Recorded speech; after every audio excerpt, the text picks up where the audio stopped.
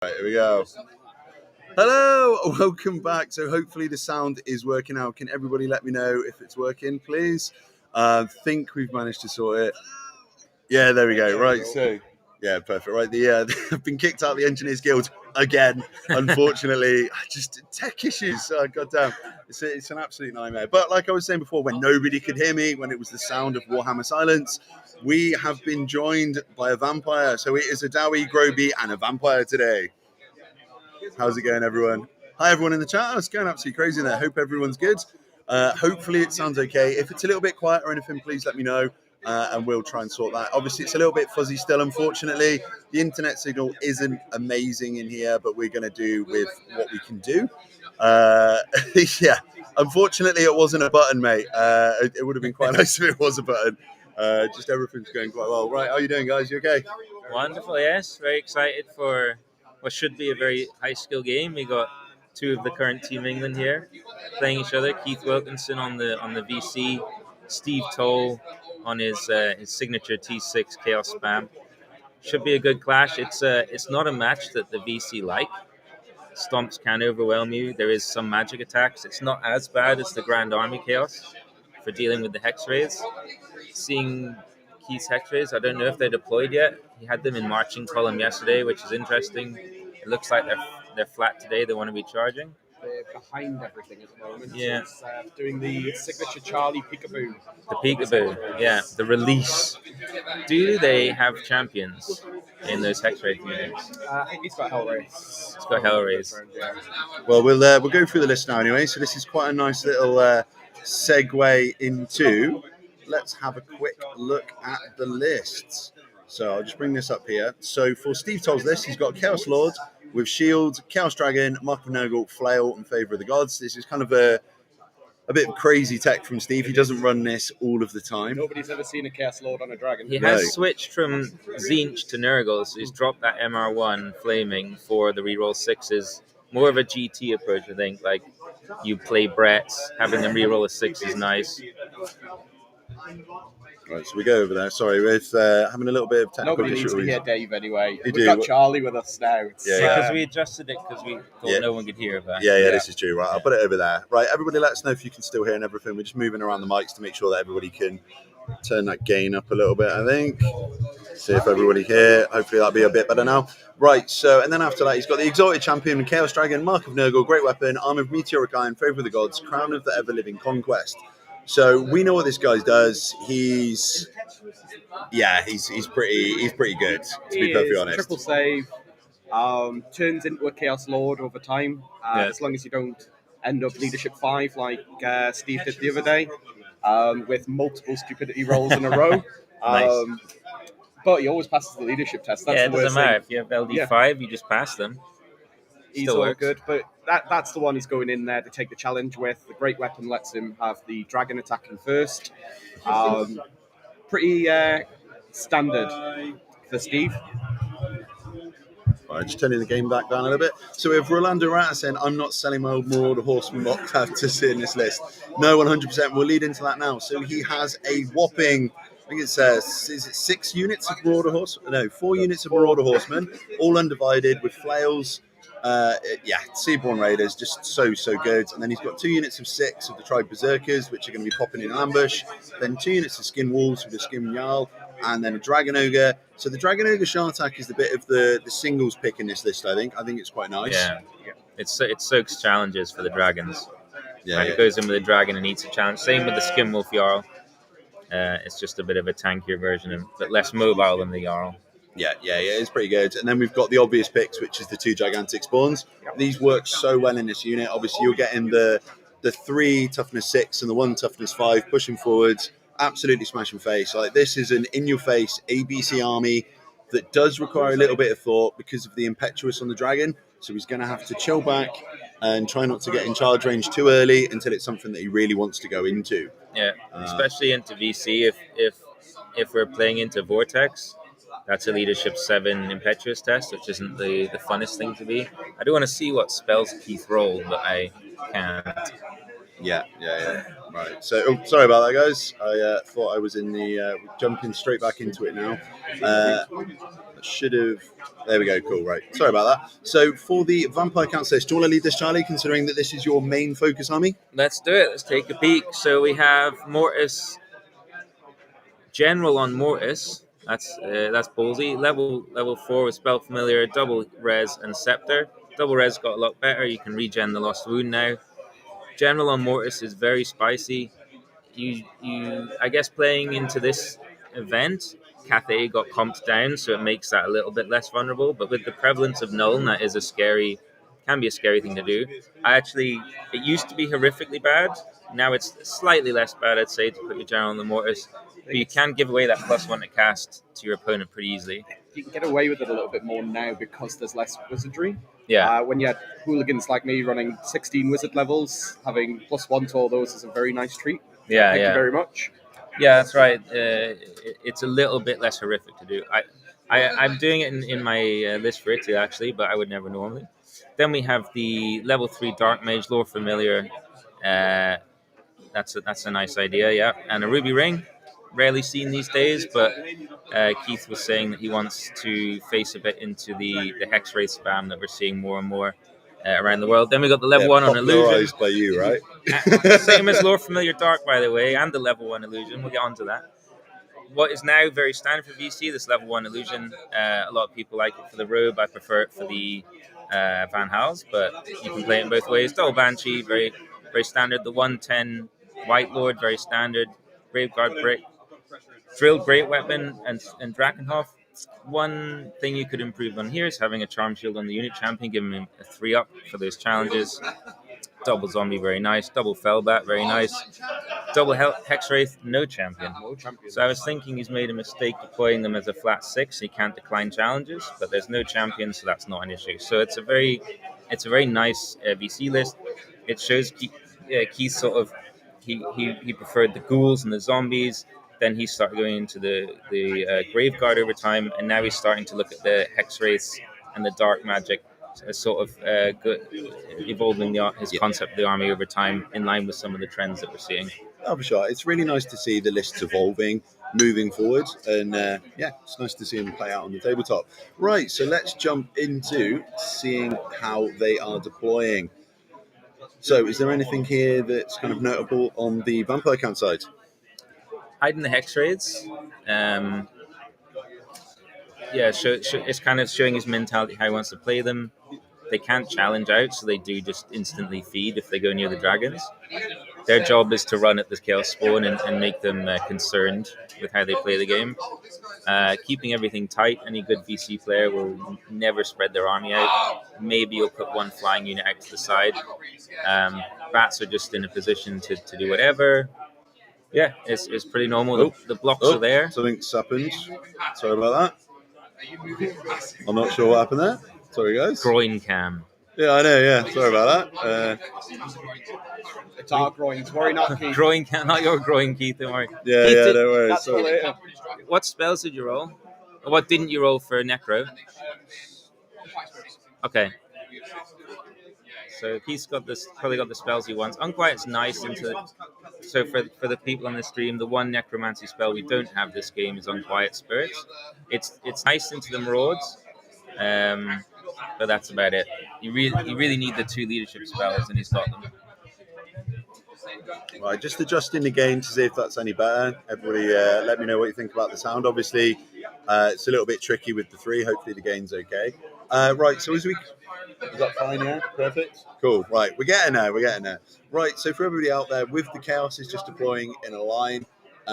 This is a classic kind of ABC push army kind of tactic. Steve's very pleased with that hill in the centre of the board there as well. So he's moved his Chaos Spawns right up to the back of the hill with a random movers. That's going to shut down a lot of space for the Vamps where they can't push.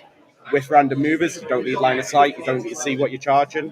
And he's also pushed that dragon out to the flank as well to try and contain what he's doing. So it's aggression from Steve, but not full aggression yet. It looks almost like he's going to try and use the dragon on the far left as a scalpel to try and push up round, and then push up with the 2 spawns in the centre behind the hill. We all know the tactic with the random movers going behind the hill. You come up, you can't charge them, but they don't need line of sight to be able to smash into you. It's a really clever tactic. It's really good. And the dragon on the far top is just pushing round to try and get up into the top. Obviously, Chaos got first turn while we were nattering through lists. Yeah. So he is ABCing, throwing forward, and trying to apply pressure to Keith. It's quite important in this matchup, first turn. There's no shooting, so you think it's not important, but it lets someone decide where the game will be played. In this match, I would love to be first turn VC because I can immediately go 14 inches into the middle of the board and close down a lot of space, take the hill. Whereas the Chaos player gets to immediately put questions into the VC player's mind. For folk on the stream, the dragon at the top is the Lord, and the one at the bottom is the Exalted. That's getting a arc of sight on it now is the Exalted dragon. Yeah, the fact that the Chaos spawns have now claimed that hill creates a null zone of 18 inches around those spawns. It's basically a no-go area that anything actually vital from the VC player can go to, apart from any ethereal units. But even then, the ethereal unit will just get tied up, so it's probably not even worth going in, really. And anything that does go in, that dragon's going to go into the flank of it. So it's quite a clever play from Steve, taking that hill so early on in the game. It creates another problem that people think in terms of, oh, if I go 15 away, statistically, you're not going to get me. They always get you. Steve Toll always does. Yeah. You gotta assume they're gonna roll that 666 and win your position. And Steve knows this matchup very well. The one way the Chaos win is 3 or 4 stomps in the same unit at the same time. So he's looking to go dragon double spawn into any unit. He's going to sit those spawns there. He's going to roll their movement. If he rolls a 7, he's just going to stay still. He's going to just keep rolling, and when he hits the jackpot, they both go in, the dragon goes in, triple stomp, a unit explodes. He cannot go in with 2 guys. 4 is ideal. He's got to respect the impetuous rolls on his Exalted. That's why he's being really cautious with his positioning. But at the same time, it's not really threatening anything, so he might want to bring it a bit further forward. And if it does fail impetuous, then everyone else has to go in as well. So the Hex Wraiths are getting pushed up. I don't know if he managed to roll big on the reserve move or not. I didn't see that, unfortunately, because we were going through the lists.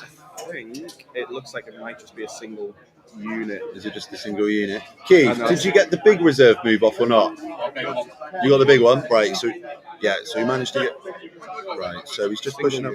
Yeah, just a single one. He's got it on the zombies.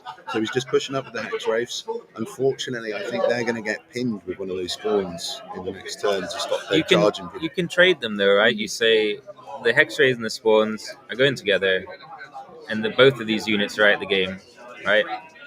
I think in this matchup that favors VC.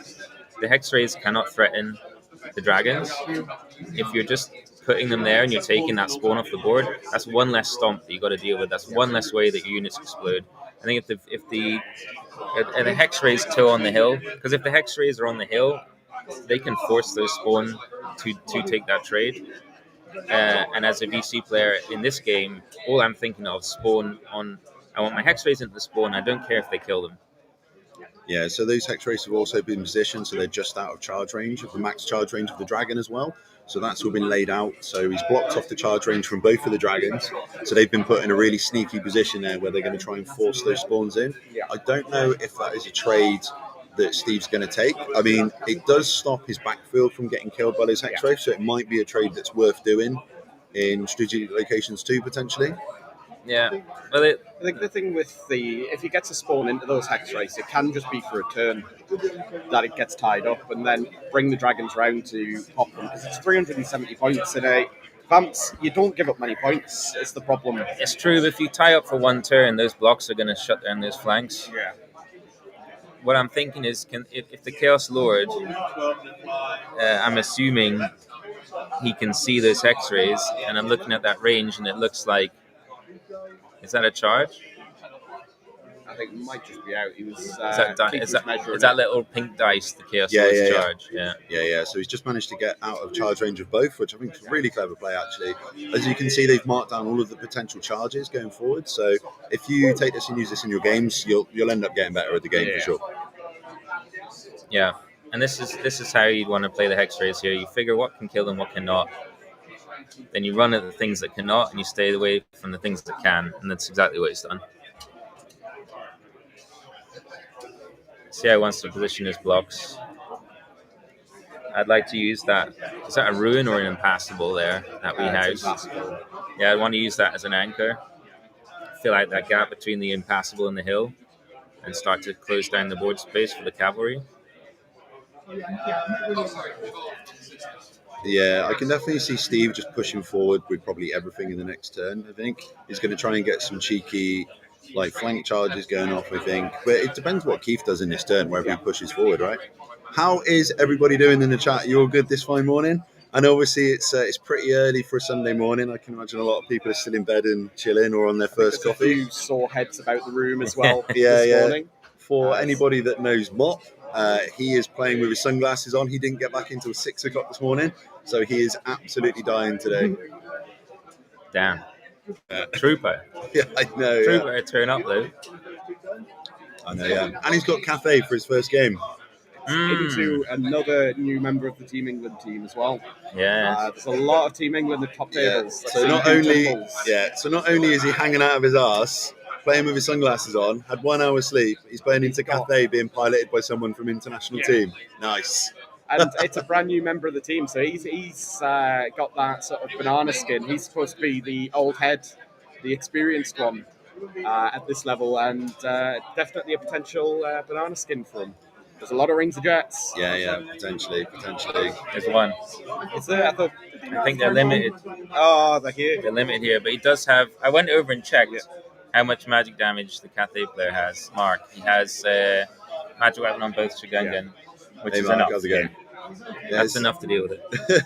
It's really nice to have Charlie amongst us for this one, to be fair. Hello, Mark.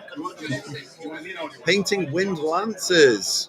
Nice. I hope they're good. Well, if you can share any pictures of them, please get them up. I'd love to see them.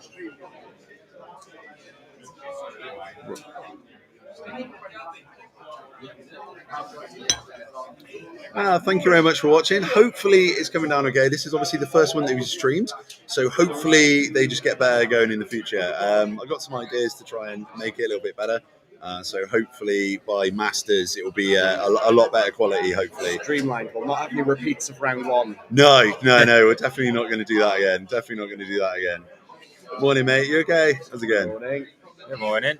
So for anybody out there who hasn't been following the models, so the zombies on the bottom, and then in the center, that bluish grey unit in the middle, those are the Grave Guard, and then the two cavalry units that you can see, the one behind the hill and the one behind the bats, down behind the wood, down the bottom end of the board, those are the other Hex Wraiths. So the bats are getting pushed out now, which is going to ease up room for the Hex Wraiths. Do you think the Hex Wraiths are going to get pushed slightly into that wood to get line of sight, just out of charge range? Yep.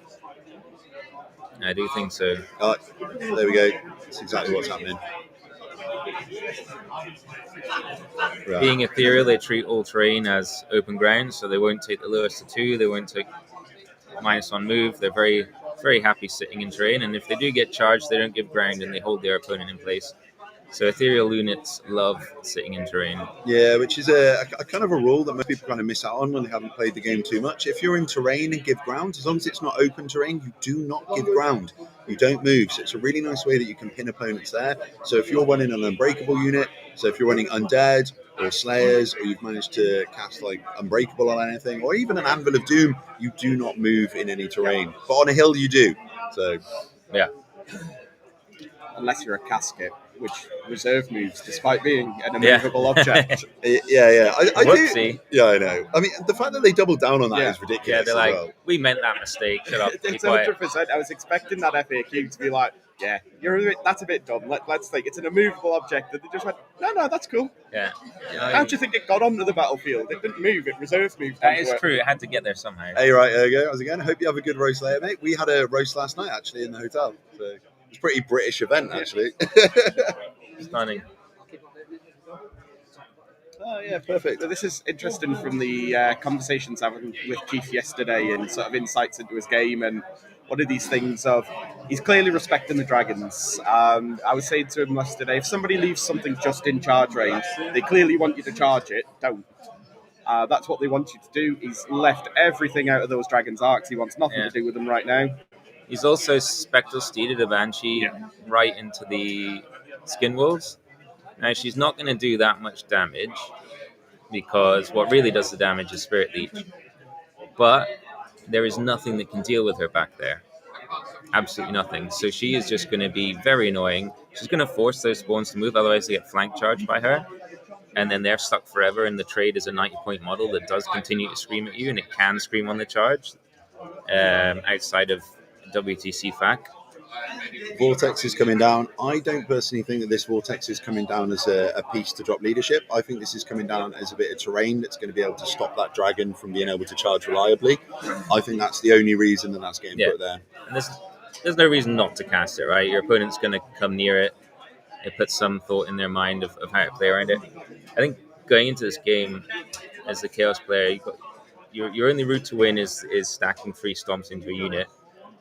Otherwise, it's very easy to lose this game. You have very few answers to the ethereal, as Keith has just exploited with the Spectral Steed Banshee. That Banshee is going to cause absolute chaos to Steve's plan. He now has to, basically, he's now got this tactical decision of, do I full send and win 20-0 or lose 20-0? Or do I let this Banshee abuse me and I lose 11-9, 12-8, something like that, and I hope for a better game 5? Yeah, exactly. It's a pretty tough game for either of them, really. So we've just had some updates on all the other tables. So on table 2, we've got Sam Toll playing into Liam Jordan with VC versus Wolves of the Sea. Table 3, we have Jack Ward with his Vampire Counts playing into Mark Wilcox with Cafe. It's going to be a rough game, I think. Table 4, it's Adam Ramsey versus Mikhail with High Elves into Tomb Kings. That one's going to be quite spicy as well. And then on table 5, Tom Carley with his Beasts against Pete Gray with his High Elves. Now, that is 2 High Elves on the top 6 tables. So suddenly, they've turned this around from yesterday, where they were only middle of the pack, to suddenly smashing it up. That one of them is no longer going to be at the top tables when there are file tiding several file tides being thrown at them every turn. I don't think those dragons are going to be there very long. No, I don't think so, unfortunately. Although saying that, the only good elf is a dead elf, right? It is a little bit of a shame to see no dwarfs on the top tables, but hopefully they might be able to get up there by game 5, potentially. You never know. I'm rooting for Gary with his Slayers. He's doing well. You never know. I think that this event, just looking how it's playing out, there's quite a lot of room for less meta, less abusive lists to do well. Like in terms of the top of the pack, the top players, the top lists, it's actually quite thin. There's like 5 or 6 top player, top list combinations. Yeah. Some of the top players are both more fun lists, and then quite a few of them aren't playing at this event. So I think there's a lot of room for people to push into that top 5 with lists that you wouldn't normally see there. Yeah, no, 100%. 100%. I mean, there's 3 of us sat here that were in the top 4 at the last Forgotten North. Yeah. So, are we not? Right. He is a defending champion. Okay, I have defended the We have the title. 2 last winners of the event here. Is another way to say it. It's a nice one to have. I said it at the start that there's going to be 3 Forgotten North champions now. So with Charlie not being able to make it to play this weekend, obviously I'm streaming. Not that I'd win it anyway, because the Orcs and Goblins ain't taking on these ethereal, as Charlie has shown. We nearly got a deal. I nearly convinced him to give me an 8. And if it was game 3, I maybe could have pulled it, but I knew how that game was going from turn 1. So Phil, we decided yesterday after we showed Amy's game with the Troll Horde. So we just kind of picked random games yesterday, just for kind of like to show different ways that people were playing. So today we were going to focus on the top tables for the 2 games, so we can show like really techie play and just some high skill gameplay as well. Because we had the fun ones yesterday. I'm glad we weren't doing anything too crazy yesterday, because I was pretty drunk by the end of that stream, to be honest. I think Troll Horde was the perfect game for our mental state. It was amazing. It was literally like watching a white dwarf battle happening in front of me. It was great. It was awesome. There's no commentary except for, the trolls have moved forward. Walker's charged. Walker's gone. It's just the great excitement of rolling on Troll Hag combat tables or Bone Grinder combat tables and see if you get the good one. Yeah. And she did. She did get the good one. That's why the walk got exploded, I guess. Oh yeah. I'm pretty sure that they were tabled by turn 3. Like it just went. He had 1 unit of warriors left, and she kept failing stupidity to go. That's the game. It's pretty crazy. The Troll Hags are actually incredibly strong. Yeah. Oh, they're so good. They're so good. They just struggle into the meta somewhat, but they are amazing. Quadruple save Troll Hag. So you get your reroll and regen, so you go Meteoric Iron, Talisman, 5 up, 5 up, 5 up, 5 up. You're not killing it. Girthy. She is a chunky girl. Yeah. That ain't half bad. So we're heading into Keith's Chaos turn 2, I believe. As going into Steve's chaos. Yeah. He is rolling on the gaze table already. He's So ruminating how to deal with this steeded banshee. I wonder if he's fate. He needs to fate dispel that and pray that he gets it. Yeah, that Or needs to go. She's charging with that, and that's a big problem. He does need a 10 on the dice. He may have already tried. Oh no, here it goes. He might charge the banshee. It does lock her down. If you charge the banshee, she is staying still for a long time. And I think that is a trade you take. Oh, this is Impetuous on the dragon. He hasn't gone for it. He's failed Impetuous. He's going in. he's going in. Well, we need That is a chaos. rarity. We need I've chaos seen- spawn to roll well. Yeah. So this is kind of the go turn for Chaos. Getting Impetuous in 1.5, putting on the Chaos Dragons does nerf them. Obviously, Chaos last in the edition 1.0 or 1.3, was it before 1.1? 1.5? Like, they were so strong. So adding Impetuous to them now, and the fact that Dragons aren't as good as they used to be, is quite a bit of a At least there's downside. not a champion in those zombies to challenge him out. Yeah. It's a positive. No, but he is there forever. He will be.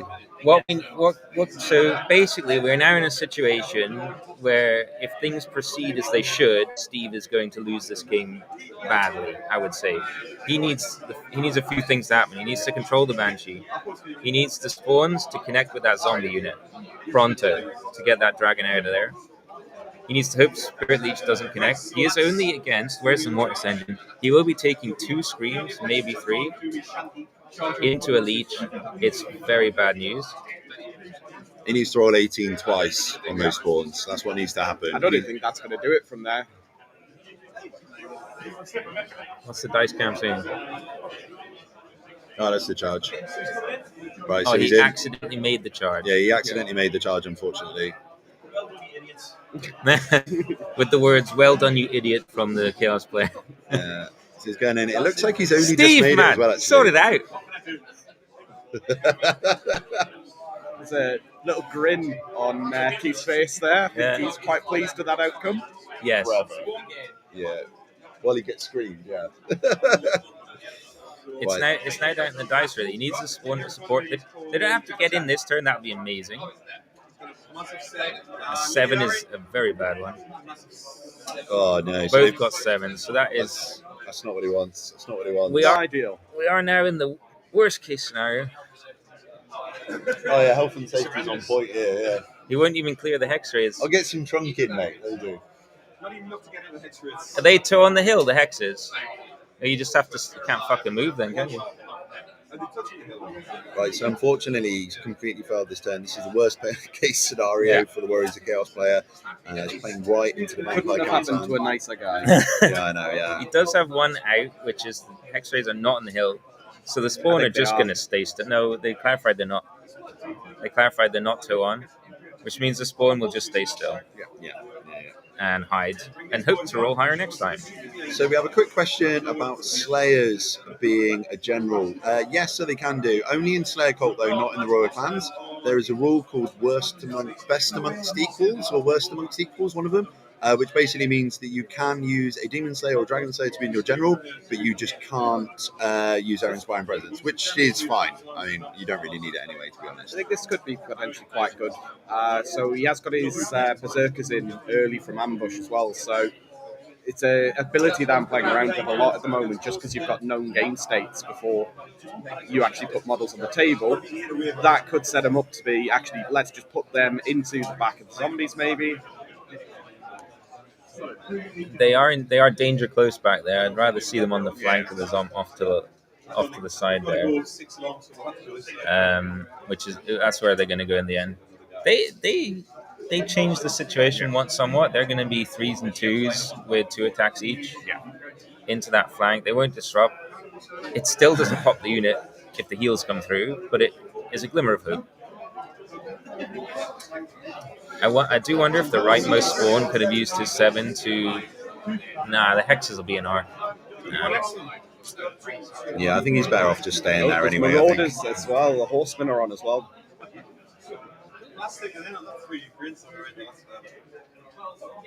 So what option? So Steve has one tool left on the board that can change the situation, and that is the Exalted on Dragon. So we have a question. So morning question about Undead. I find them unfun to play because they have the most feel bad rules. Do you agree? If yes, do you think you could help tone them down a bit? So they're not actually too bad at this tournament. So in this event, it's been comped that you don't get the double crumble, which does make a massive difference. So it's like playing them before. I do think that it's not, what's the undead version? Invocation of Nehek. Invocation of Nehek. I do think that Invocation and also Arise do need a slight change. I think if that was just changed to a spell, I think we would get rid of a lot of the feel bad movements. The problem that Games Workshop always has with Undead, and I think a lot of games have this as well, is they always feel either too good or too weak, depending on the rules. But I do think that little change just to a spell would be fine, because then it gets rid of the BSB reroll. It turns them more into a skill army rather than just being like, well, I'm obviously going to always be able to get these models back then. I think it's that thing of maybe having a look or a touch at Ethereal, just because there are a number of armies out there that just have no answer whatsoever to Ethereal, which does become a bit of a feels bad. I know I was watching Keith's game 1 into Orcs and Goblins, round 1, and it's like, this is 20 just instantly game over. The Hex Race, which are normally a high skill, really techy unit that you need to protect, and when you go with them, they do really well. Get them right in front of everything. Nothing can touch them. Yeah, turn 1. If they can't deal with the Hex Rays, turn 1, they're 1 inch away from the other guy, and he's lost. Yeah. We were talking about this the other day, whether you make Ethereal like mundane weapons can hurt them, but they get a free up ward against it. Yeah. Even something like that. Just something that even if your attacks are really inefficient into them, you can do something. Or you can only wound an Ethereal on a 6. Yeah. With mundane or something like that. Give people hope. Give them hope. Yeah, I would like a nerf to Ethereal that is something. It's a gentle one, but it's like you can only wound them on a 6 if you're not magic, or if you're not magic, they have a 2-up ward. Yeah, these things are. I completely agree. As long as you can interact with it, it feels fine. Yeah. Like as long as you're rolling dice, even if you fail every time you're trying to dispel it, at least you've tried. Yeah, yeah. And well, I said it with the Invocation. I think if you make it a spell, it adds, because the vamps, you can only cast 4 spells. You can only cast the amount of spells you have. You then have a decision of, do I need these heals or do I need my later spells to achieve what I'm looking to achieve as well? For me, making it a spell will really crush the army overly, because why does Nehek exist? It's because of Crumble, right? Yeah. It is the counteract. So if you destroy Nehek but you don't touch Crumble, suddenly the army is in a really bad spot. I think what's better is get rid of the reroll, and make every res, like, you can just tone down the volume, right? You're not getting the D3s anymore, something like that. The amount of tests that you sort of... It's the reroll that is actually the problem. If you, as a player of VC, I think getting rid of rerolls suddenly... now there's a bit of jeopardy, right? Now you have to choose rolls where you spell. Now rolls matter, whereas it's just free. I'm bringing them back. Yeah. So 10% points cost for demons, and people will take a lot less Ethereal. I'm really, really hopeful that the legacies will get folded into the game really soon. We're at a point now with Old World where Games Workshop did not expect it to be this successful. They did not expect it to be this good, and I just think it's clever marketing for them. It's more money. I reckon they'll fold them in. I can't see a world where they don't bring them into the game. We were chatting this morning, though, about legacies. I think if this sort of vampires list becomes a lot more prevalent with the Hex Race through Charlie's build, you start looking at the legacies like Lizardmen, where I'm like, actually, that's got play into that. It's, as you've mentioned before, a lot of stomps. Stomps are good into Undead. Yeah. There's a lot of stomps in the Lizards. We're looking at a lot of magic missiles, but they're all from large targets. Yeah. You can't hide your Hex Race anymore. Yeah. It's not like this is a slam dunk, it's going to win you, but there's play there. So as the meta moves, I think a lot of these legacy factions are going to start seeing more play as people get more creative with them. Yeah. We saw introductions would help. Lizard's very expensive, as I've tried to build the list myself. Lizards and demons are both armies that are conceptually good, but you put all the things you need into the army list, and then you got 100 points left, and you're like, where's the rest of my army, bro? Yeah. It's hard to populate it.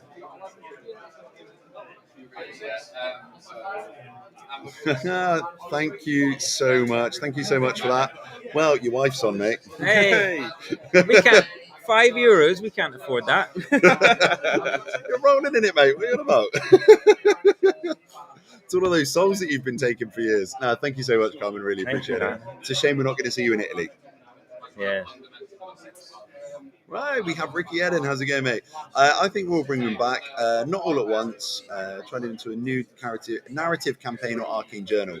I mean, yeah, probably. I mean, there's two ways that they could do it, right? So they could either do it with like that way, bringing it into the narrative books like they did with the Slayers, or they could redo going into version 2, the Forces of Fantasy and the Ravening Hordes. I would prefer to see them in a Ravening Hordes and Forces of Fantasy kind of setting. I think that'd be nice. I think there's great potential for them just to bring out a Arcane Journal for them that sticks with the narrative but legitimizes them in the way that they want to be played. Yeah. So Vamps is the easy one with Musalon.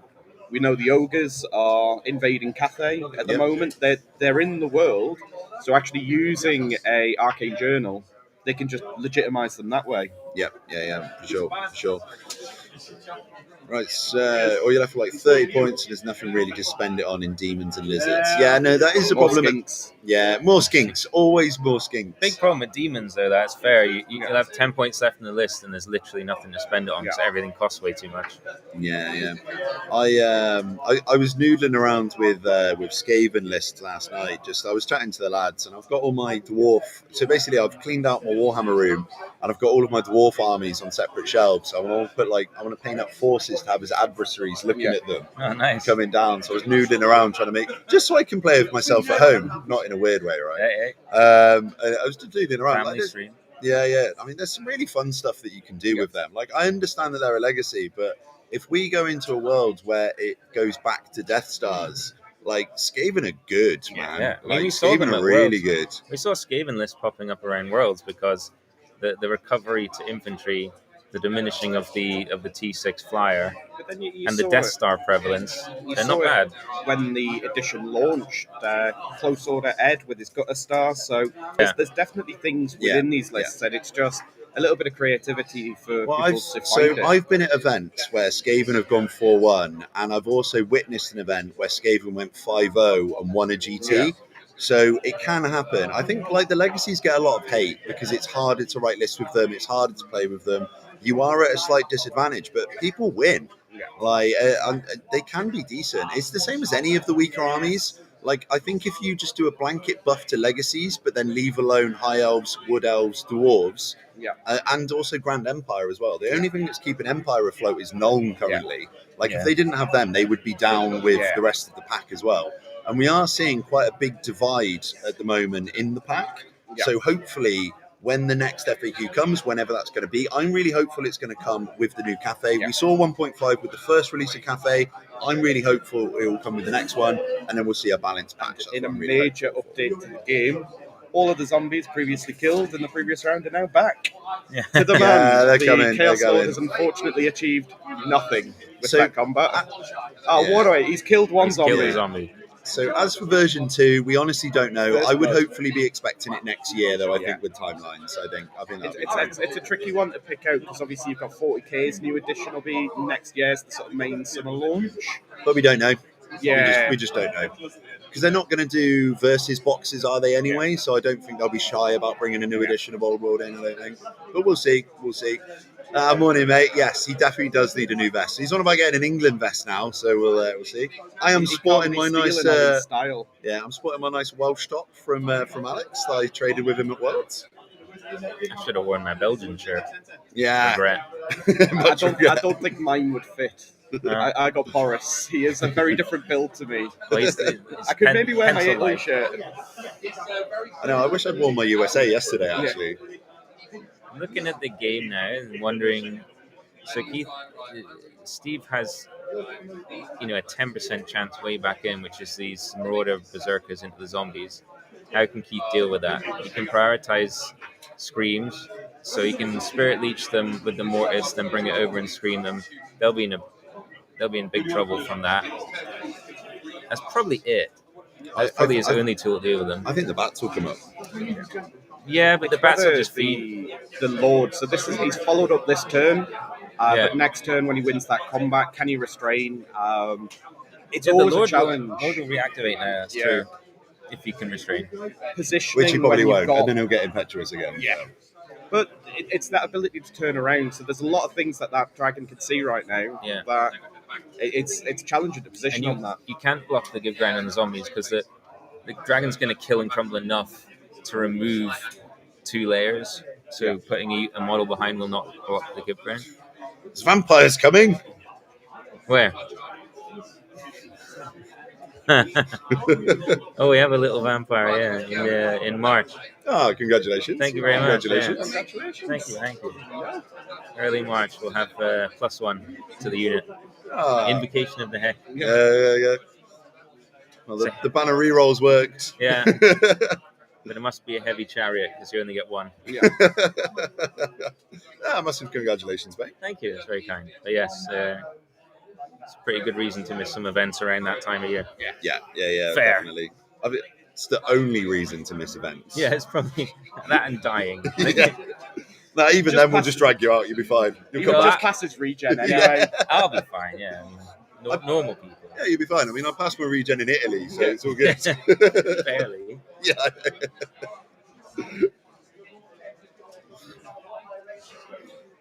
So Steve has pushed up with the Exalted. Yeah, he needs to get active. He's not threatened by 6 X-rays with no champion. You know what? So just looking at this comment now, so Old World was released in the February. Wasn't 40k 10th edition released like 3 months before? I think so. It's around a year before.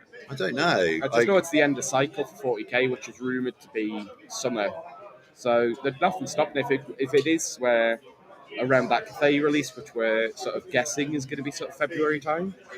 I mean, it's not that much work for them in the sense of it's different departments, and they're not doing. They won't be doing box releases, so I don't see why it would make any difference. Really, I don't think. It seems to be news for everybody. The England chat is now blowing up with congratulations for you there, Charlie. Hooray! Blowing up we've, one message. We've got some congratulations on the screen I as would well. be more positive about it, but cool.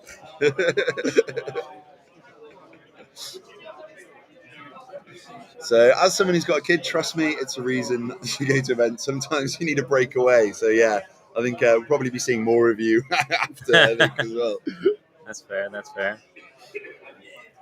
So Keith's figuring out what to do now. He'll be thinking about permutations. This Chaos Dragon restrains reforms, what happens next? These Chaos Spawns roll well, what happens next? Yeah, everything's getting thought out. He's just generally pondering what to do. I think there's going to be some just kind of like shuffling around and thinking about what's going to be coming in turns to come. He's not going to be thinking about this turn. I think he's going to be thinking about what's going to be happening in turn 4, turn 5. It's the issue. And the way turn sequencing works is you need to know where that dragon is going to be, because you can't move after that combat, which it's likely to win. Yeah. Keith has one big tool now to navigate this turn, which is this. He's got 2 or 3 screams to go into something. Is it that you go for the glory and go for that Chaos Lord? I think no, because if he's still alive on 3 wounds or something, he's exactly the same Still 100% enemy. effective. So that is a giga gamble. More, I think, take away Keith's take away the Warriors of Chaos's ability to react, which is these more Tribe Berserkers and the Chaos Spawns. You can screen Chaos Spawns down with 10 leadership, but you can just sit in front of them and say, "You're stuck, mate." So you put these texts in front. Yeah. Obviously, the Exotic Champion could use the hand weapon, going with magical attacks he'll into rip the them apart. Banshee. So I think probably going to the Banshee, then overrun into the Hex Race if they're still there. I can't see them still being there, though. I think they're going to do a flyby.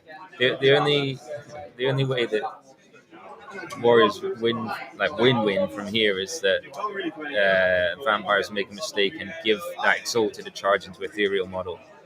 If that Exalted charges something ethereal, it will cascade into something pretty good. He fates something. What was that? You fated Spirit Leech. Okay. Oh, okay, he failed. No, he failed. So good. that he is going for the. It does also reduce the chance of the restrain reform.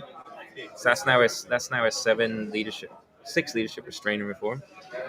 That's Which is another pretty angle rough. to it, which is another angle to it. Remember, it is Steve Toll. Yeah. Yeah. So you probably will pass that. Right, we have a question for you, Charlie, on the screen. So what will it take you to raise the High Elf banner again, or have you had enough of playing them? Them being good. Unfortunately, my ego, and my need to win are too high to allow me to play anything that I like. If High Elves are good enough to win with, I'll play them, and I would do it with the biggest smile on my face ever. I do play them at 1-dayers,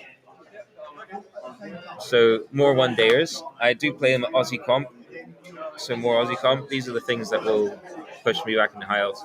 I think as well, we only need micro changes as well. Yeah. It's just small changes to be brought in to make infantry better. I think if we had like more infantry scoring and there was a reason to bring lions, there was a reason to bring swordmasters. We were saying it yesterday, to have elite infantry scoring, like getting Phoenix Guard onto the table, And only core cavalry can executioners and score as cool well. infantry from previous editions. Yeah. You just can't bring them because I still wouldn't be interested because the way I play, I don't really care about objectives anyway. I just want to table the opponent, and you High can Elves table can't. them with executioners and swordmasters and You could, I mean, Phoenix Guard. Phoenix Guard are good and Swordmasters are good. They're just not as good as Grave Guard and Hex Raids, sadly. I was saying the other day, if you gave every model in the High Elf book plus one weapon skill for free with no points change, they would still be terrible. And that's an indictment of where they are as an army. I think maybe Always Strikes First back would be fine. That would make them suddenly good. Yeah. And I would play them again, and they would not be broken. No. I think infantry always fight in 2 ranks and then give High Elves back Always Strikes First. Yeah. And I think we'll be going into a realm where infantry can start competing They'd again. suddenly be good, and they would not be broken. They would be a top army. They would be a top 5 army. Yeah. You should give it the Dark Elves. That would fix them as well a little bit. Yeah. Wood Elves need way more than that for their infantry to be good, unfortunately. So this is a question for all of us. Do you want to get this one, Dave? I can't read it from here. I need All my right. glasses. So mate, this if you have those, So this is for all of us. Do you feel that Cathay and Undead are swaying the game at the moment, or some top table players they're just having a different challenge? I will jump on as a person who is more attracted to weaker armies and trying to make them strong. Yeah. The problem with Cathay and Vampires is that they both exist. So on their own, they are fine because you can build lists and the weaker lists to deal with them, but you can't deal with both. So a list that I've beaten Tom with his Cathay with Orcs and Goblins. However, that Orcs and Goblin list would get eaten alive by Charlie, as he showed me at Forgotten North 2. Building for both of them is near impossible for the weaker faction, so it's not that they're both so bad, taking over the game, everything's awful. The game's still great. Yeah. It's just certain armies struggle to deal with both. Yeah. No, the game's absolutely amazing. And the thing what you're seeing in singles is a lot of people are making lists to try and deal with both of them, and then they're struggling into either of them. This is the big problem. But you're not really seeing top players pivot into those armies. Like Charlie was playing them before, Keith was playing them before. We've only got one of the Team England guys here that's actually running Cathay. So people haven't really pivoted into them because they're strong. Obviously, Jack Ward did, but he's just a power metagamer, so there's always got to be one, right? But you're not really seeing too much of a pivot into those. I think as soon as Cathay get all of the new units, the balloons, I'm hopeful, will get nerfed. And then there'll be like a normal kind of gunline army. Everybody knows what to do into gunline armies. We've had years of playing into Dwarves, into Empire, and into High Elf gunlines and Goblin gunlines. So we know what to do. As soon as that becomes a challenge that we know how to play into, then suddenly you've just got to build into what we know what to do, basically. And it becomes a lot better to play with. Like Cathay at the moment, with how the balloons play and uncomped play, are pretty atrocious, but everybody seems to be self-comping themselves anyway. Like, all of you that are out there that have picked up Vampires and you're really enjoying them, and you've picked up Cathay and you're only playing with 1 or 2 balloons, nobody's having a go at you, honestly. It's the people that have gone out and bought 8 balloons. It's the thing that I always say, and I'm consistent with it, is I think Warhammer players need to learn a little bit from Commander players. And that idea of the Rule Zero conversation you have before your game to say, what kind of game are you looking for? And you build your lists together to say, I want to play Vampires. I'm going to make a full ethereal list. probably don't bring your orcs and goblins because I'm just going to walk all over it. So actually talk to it, and in a tournament, it's all can't even think at this point. It's the hangover kicking in. It is, yeah. I think it's an interesting point that you raised about the Cathay and Vampires, because this has been the real struggle with Dwarves in 1.5. Because of all of the changes that we got, it should have made infantry a lot better. But the thing that's killed infantry is the Cathay bombs. Now, we can build lists that beat vampires. We can beat vampires, we can beat Tomb Kings. But those lists will get 0-20'd by Cathay. So you've almost got to make this well-rounded list, which kind of almost doesn't beat anything, but just so you don't lose. So we've been really struggling because of this. And hopefully when they get brought back, it'll be a lot better for the game, I feel. Yeah, and I think VC went through an interesting journey where I played them from the start, and I never went into the Screams angle. But they started the edition being a 6-scream list. It was really horrible to play against, really unfun. It didn't win all the time, but it was just obnoxious. It wasn't fun to lose. And then with 1.5 and the infantry changes, they got a bit better. But I think what really kicked VC into the stratosphere is they can build a really strong GT list without caring about Cathay, and it's still good into Cathay. They don't have to concede to play Cathay. They can play what they want, and it still works. Yeah. And that is why they've suddenly become much better. Yeah. It's not that they are, in a vacuum, completely overpowered army. They're one of the best armies, but it's the fact that they don't have to care about Cathay existing really lifts them into that top tier. And because everybody's had to tech into Cathay, it's given Vampires and Tomb Kings that leg up. A freebie. They don't have to. They already tech into Cathay. But then it also weakens you into those vamp matchups by teching into Cathay. Yeah. Yeah, exactly. Exactly. If you tech into Cathay, you're suddenly worse against vampires. Yeah, for sure. Hello. I Ring of Jetted, his unit with Ring of Jet. I got 8 hits on him. And I just rolled my 7 6s. So we've just had an update from Mock from his game playing Vampires into Cathay. He's just been Ring of Jetted into his Hex Wraiths. He managed to get loads of hit through, but then suddenly Mock. How many 6s did you roll for saves? No, all the way around. I didn't quite spirit him. The OG Ring of Jet. Oh, he cast Ring of Jet into some Jade Warriors, I guess, and got 8 hits, 7 kills. 7 kills. That'll do it. That'll do, Pig. That'll do, Pig. So he's gone for a coffee. That's fair. Don't need to be good if you can roll like Mock. Yeah, exactly. I've never seen anyone roll as well as him. It's horrendous. It's so good. It's so good. Compared to my only rolling ones. Yeah. I mean, it took the Gobble Star, I think, 4 turns to kill a 1-wound Cursed Dragon because he just kept making ward saves all of the time. Yeah. Check back in on the game here. The Hex Rays at the bottom of the table are evading. So we got one at the bottom evading the dragon, which they have to. One has gone into the spawn to block it and control it. That does mean they will. Those Hex Rays are almost certainly dead. In 2 turns, that Exalted can turn around and just eat them. There's no way they deal with the spawn. The other spawn should be fine.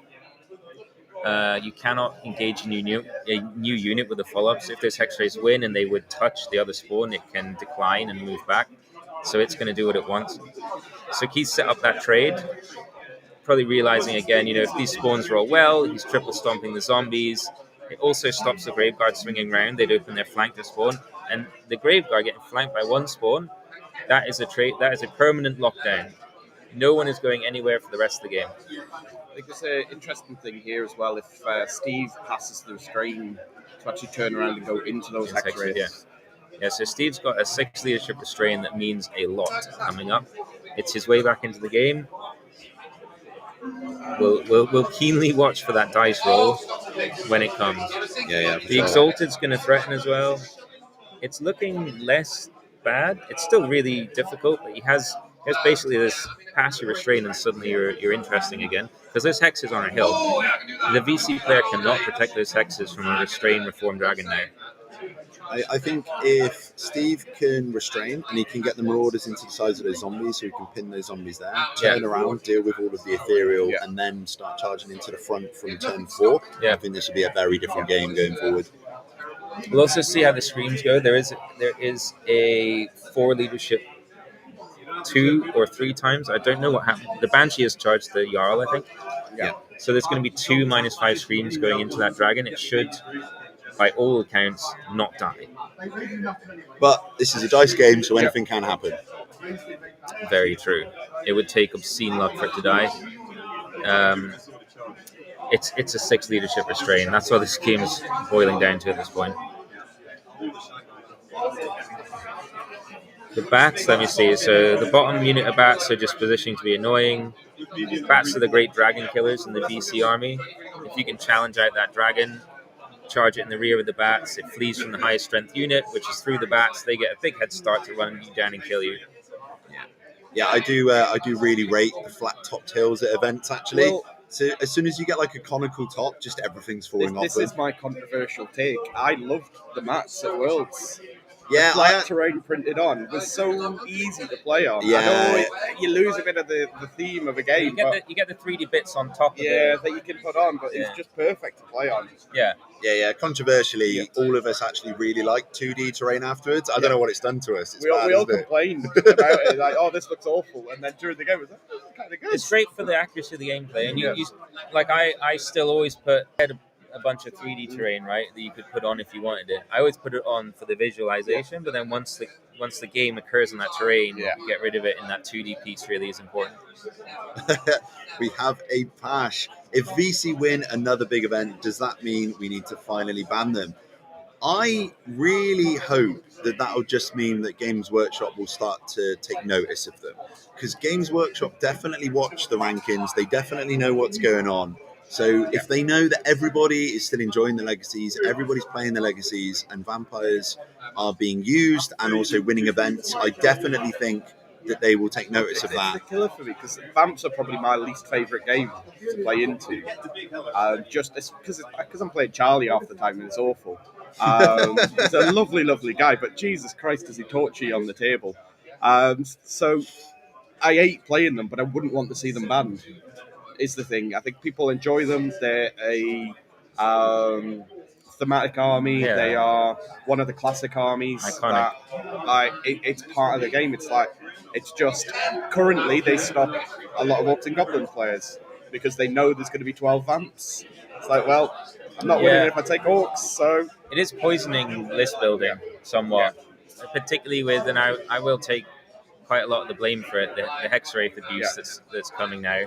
It's really poisoned list building in GT format, right? Yeah.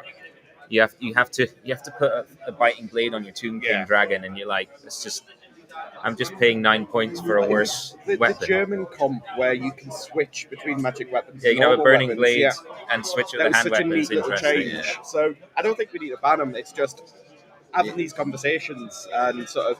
Yeah. Well, I think Alex is right here. Just give him a journal. Yeah. Just give him a journal, and then it's done, right? It won't fix everything. No. Right. Ethereal, I think, is something that needs fixed as well. It does. Kian, how's it going, mate? So the Noble Dowry are doing okay at the moment. We've got a few Slayer lists here that are actually doing quite decently, which is really, really good. They haven't had any big losses.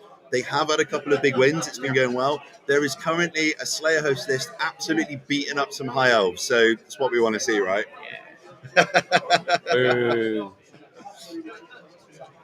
Right. I'd rather GW push V2 out earlier and get rid of Renegades if fans keep winning.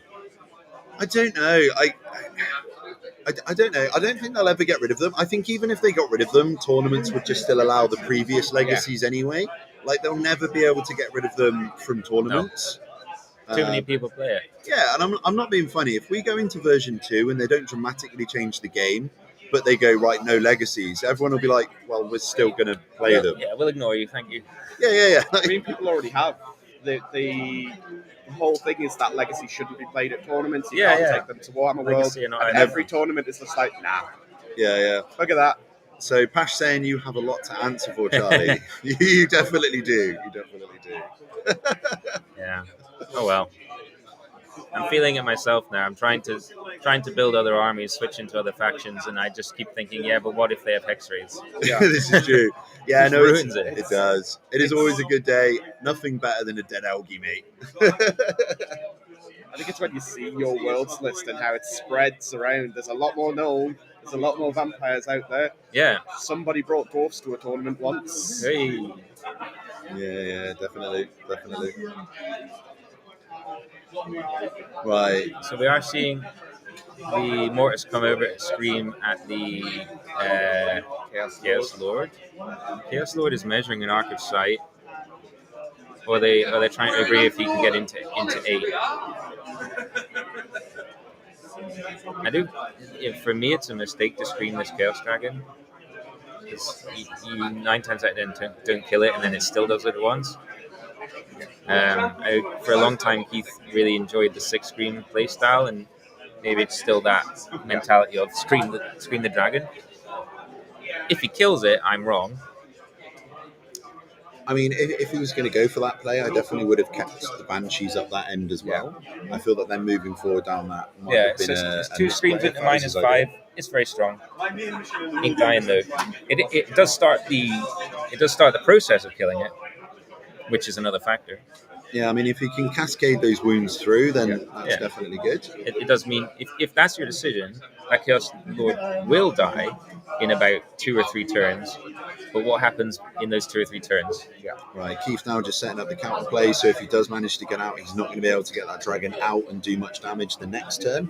That's quite a nice little play, actually.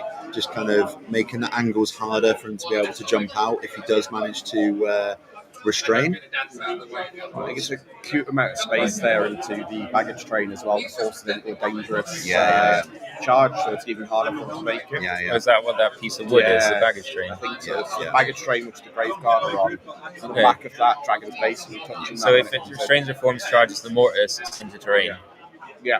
I think he'd be able to go forward, turn, and have it disordered maybe. Yeah, it's a nice little plan there. So we just got a message from Ken, and then we can talk through the tactics that are being used there, I think. Don't have to land in the train if it causes a failed charge.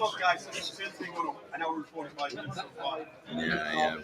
So basically, GW needs to be aware that players define the game just as much as their rules do. If they try and get the deep sea legacies, then the players will just fully ignore them. And I completely agree, mate. I completely agree. Everyone will just keep playing them. And why wouldn't you? It's your army. If the wars were legacy, I would still be playing them and moaning about it. Yeah. Mainly because I grumble about them anyway, to be fair. I think he's stepped into a pretty sad, tough situation here with this Mortis. So I just want to start on this quickly. Are Dark Elves still a thing? Dark Elves beat Cathay yesterday. I witnessed Dark Elf crossbows kill 2 balloons. Didn't Skaven beat Cathay as well? Skaven also beat Cathay as well. Oh, yeah. Legacy, it's the anti-Cathay tech. Legacy, honestly, anti-Cathay. Oh, yeah, right. So we've got some updates from some of the other tables going around. Right, so in the game 2, which is the VC versus Wolves of the Sea, the Dragon has failed Impetuous and charged into the Graveguard and just bounced off. On table 3 with Jack Ward into Mark Wilcox, this is the Vampire Counts versus the Cathay. 2 balloons, no character, and it's got the double Shuglord. Unquiet Spirits went into the Jade Lancers with Ring of Jet. 8 hits, 7 dead, and screamed a lantern off the board. Cathay is getting smashed in that matchup. Table 4, this is Adam Ramsey versus Macau with High Elves versus Tomb Kings. They're still posturing at the moment, but a unit of Dragon Princes has been lifted. Plague of Rust and a Shabti did the damage. Table 5, Tom Carley versus Pete Gray. This is Beasts versus High Elves. And posturing, not much has happened yet. But that is always the Wild Herd games. Yeah. They're going to be posturing, getting into Viltide range, and then suddenly and taming the opponent. Throw some centipedes at them. Yeah, cheers. Oh, okay. Cheers, man. I'm still looking at this Mortis engine, eminently chargeable, and it is a general. Yeah. And Keith's, I think, sort of stumbled into this and realized, and now he's moving his bits around to try and reduce the risk as much as possible. But because it's a large target, and because it's a Fly 10 Swift Stride Dragon, and because the baggage train does not extend to the ceiling, I think it's going to be the biggest leadership check we're about to see in a very long time here. It's going to be super important now. I think it's going to potentially decide the game, actually. I think. So he's declined. He's realized, okay, he's declined the screen, and he's just fucked off. Yeah, this is probably the right move. It's the right move. Because you're not going to kill the Chaos Lord, and it will kill you. Yeah. If the dice occur, you just got to go away. You got to go away. So we're really looking for this restraint test in the Chaos Lord. Yeah. We'll have a scream first. He'll eat some zombies, and then we'll see. And then we'll see. The rest of the table is developing. Yeah. So as we said, those hex rays are into one spawn. They are there forever. It allows the exalted champion to kill them if he wants. The other spawn's going to be free to support the Chaos Lord. The skin wolves are tied up forever with a Banshee. That's a trade both players are very happy with. I think actually favors Chaos. Yeah. Marauder Horseman is running around doing nothing. Bats are doing nothing. Zombie Unit 2 doing nothing. Graveguard Unit needs to consider where the spawn is going to go. I mean, you're still kind of too far away to do anything too impactful at the moment, I think. Yeah, they just need to threaten. The Graveguard need to say to the spawn, you can't go there. Yeah.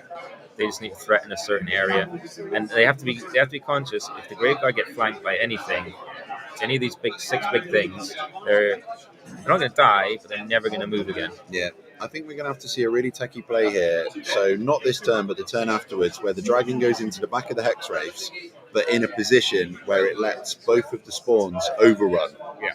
So we're going to have to see some like pivotal movement in that. We only saw 2 Berserkers die. It's one scream, right? It's the one. Here comes the scream. Right, so one screen -5. Oh, he's rolled high.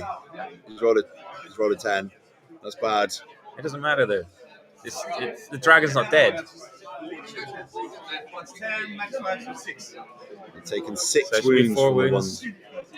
Was it not You guys 6? won't save. He's got us 5 up, so he should yeah, save 2.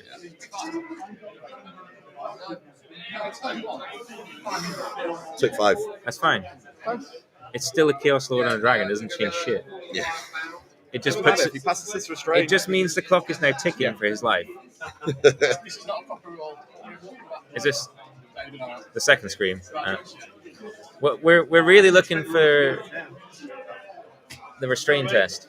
Yeah. That's everything. It's definitely been an interesting game so far. I think it's going to definitely come down to that leadership test in a minute. But I'm desperate to go for a P. But I'm waiting for that restraint test. Yeah. Teacup. It's going to be more than that. Yeah, I think so. I think I have to go for 2. I think after this turn we'll probably take a 2-minute break just to go get some cuppers and let Dave go for a week. We're doing it after the restraint check. Oh, I'm yeah, waiting for sure. this. After There's this, no yeah. way I'm leaving this one.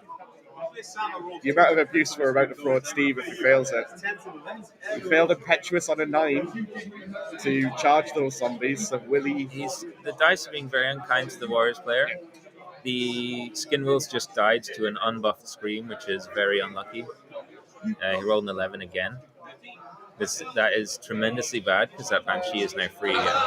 It is Chaos next, so can those Marauders see her with enough units to charge her?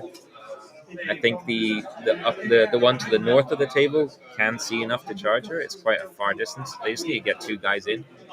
They can tie her up again, and hopefully not roll an 11 on leadership. So now we're killing zombies.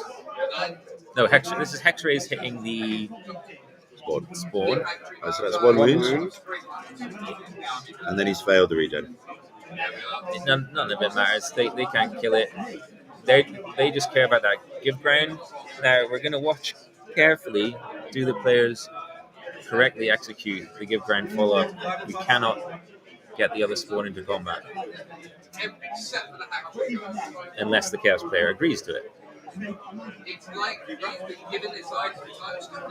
We watch with bated breath. Rock and Stone, brother. So no, unfortunately, we're not streaming Demons all 5 games. It would have been good though, I think. Yeah. I love Demons.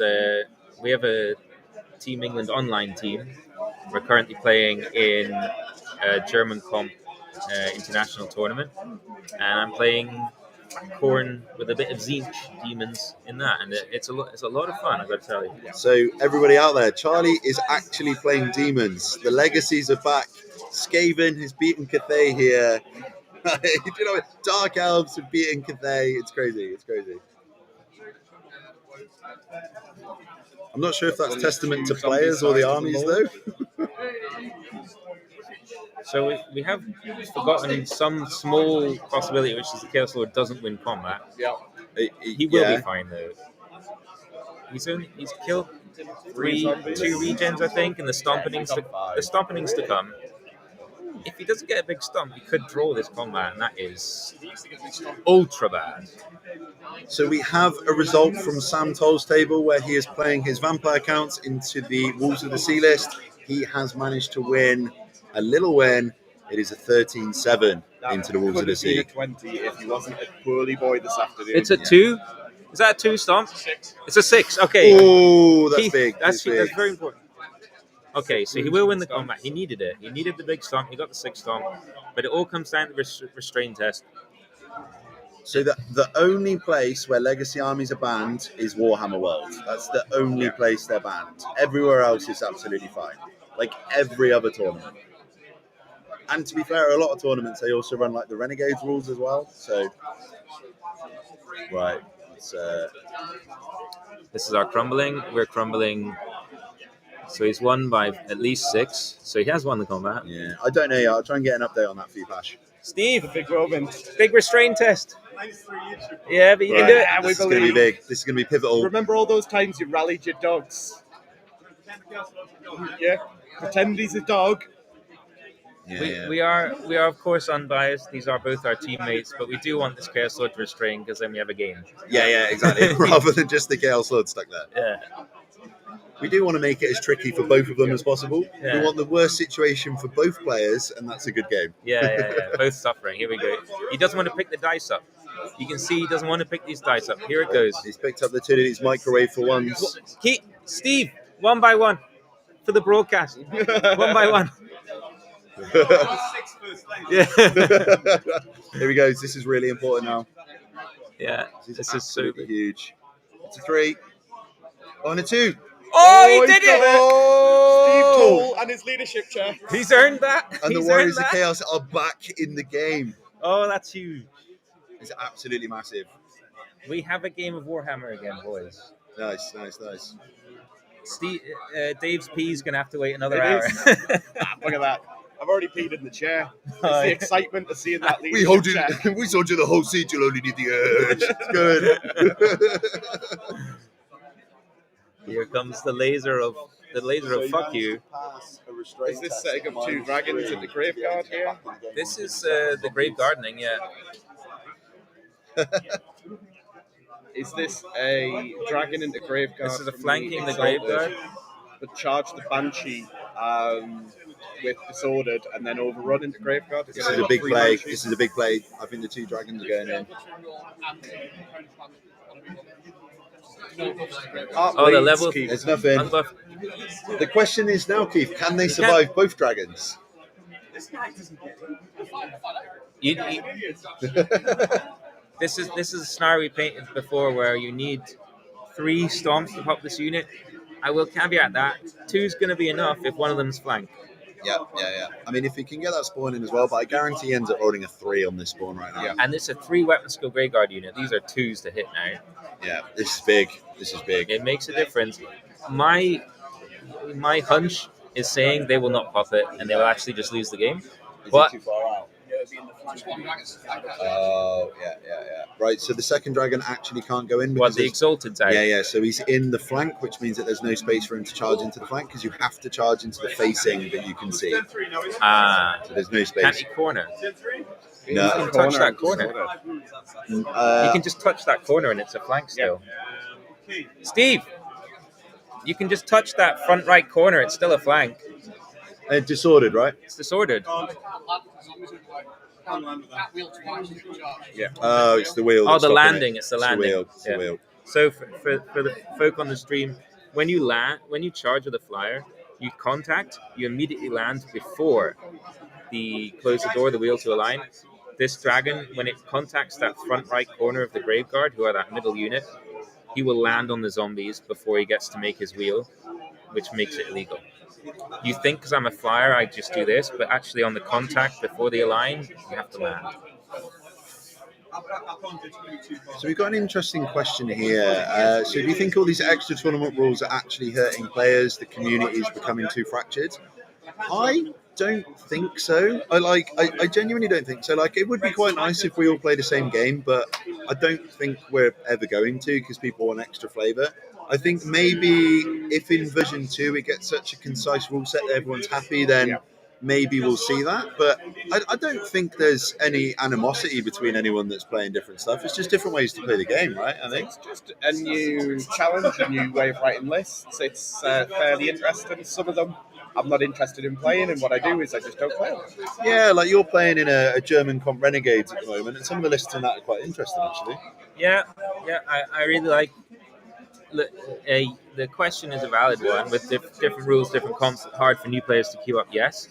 But I will say, people who are playing these events, and they're playing multiple. They're playing the German comp, they're playing Scotland North, they're playing Aussie comp in Scotland. These are not the newer players that are farming multiple regions, multiple comps. Typically, if you're a newer player, you're playing your local comps. And yes, it makes it a bit harder, but let's also remember who older players are. We are people who've played fantasy for 20 years, generally, right? So we really like having that little bit of extra challenge. Oh, I need to figure out a list in this way. I need to figure out a list in this way. It keeps it fresh, keeps it fun. At the highest level, you do want it stable. That's why the WTC, the community facts, these overarching facts that then lead into a lot of the highest competitive tier. That's good. You want that standardization. Yeah, which is exactly what this comment is as well. Basically, it's more concerned with the global rankings than for that to be standardized. And I completely agree. I do completely agree with that. But yeah, I mean, like, if you're just playing with your mates or you're playing in local tournaments, just do whatever you want. Have fun. Yeah. It's a game at the end of the day. That's the thing, it's like rankings. Who cares? It's internet points at the end of the day. As long as you're having fun. Yeah, just have fun. It's a game. Some people care about ranking. Okay. All right, Charlie. Well, I got first and then stopped caring. I was like, right, tick, box tick. It's hard to maintain, right? Once you get first, and then you have to keep playing. Yeah, I managed to get first last year with Dwarves, and that's the high point. I'm never going to get that back. Yeah. So that's just retire. That's me done with singles. Yeah. I got first with the Forgotten North. Every time he wanders around, reminding us that I'm not even the best Open Goblin player in my own postcode, because he overtook me last year. And thank God for the WTC World Championship trophy, because every time I just send him a picture of that. Yeah, it's the ultimate comeback. Quiet boy. Yes, down, stand down. Have you ever taken part in a Warhammer World tournament, and does that massively change your lists? It doesn't change your lists at all. So the comp that we're playing in Italy is Combined Arms. So it's from out of the match playbook, but it's Combined Arms, not Grand Melee. So that really changes lists up, actually. Like at Warhammer World, it's Combined Arms and Grand Melee, which is exactly what they're playing here. It's exactly what they're playing in most tournaments. So you really won't change your list at all, really.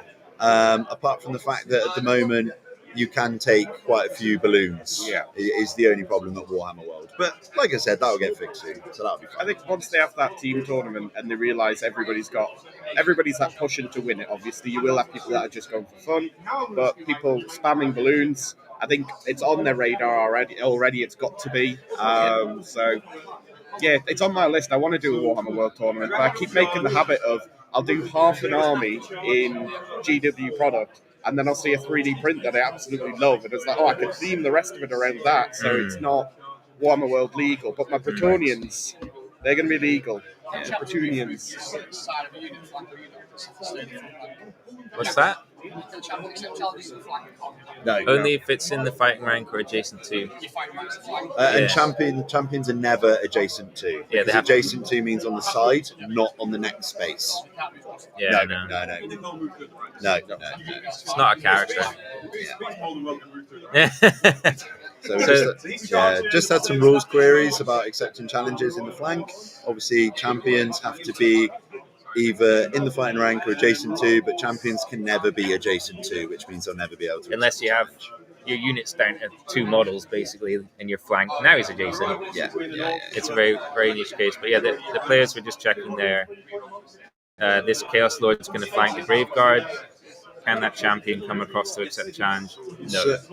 So is the new Cathay book completely replacing the older book? Honestly, we don't know, but why would they bring out a full book? I know obviously it did say that you're going to have to reference the old book, but we don't know what that's for. We've got, nobody knows. We don't know.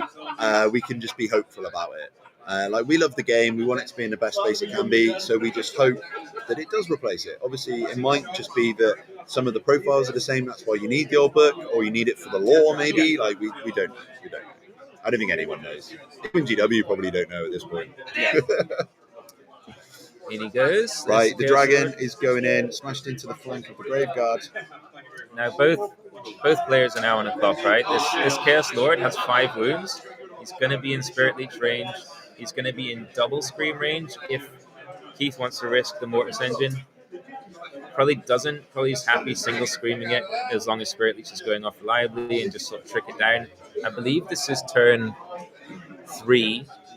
So I think we're going to be sad for time, which generally favors undead players when you run out of time in a match like this, where the stomps start ticking in. But the timer also begins for Chaos to win, which is, can he defeat this Graveguard unit?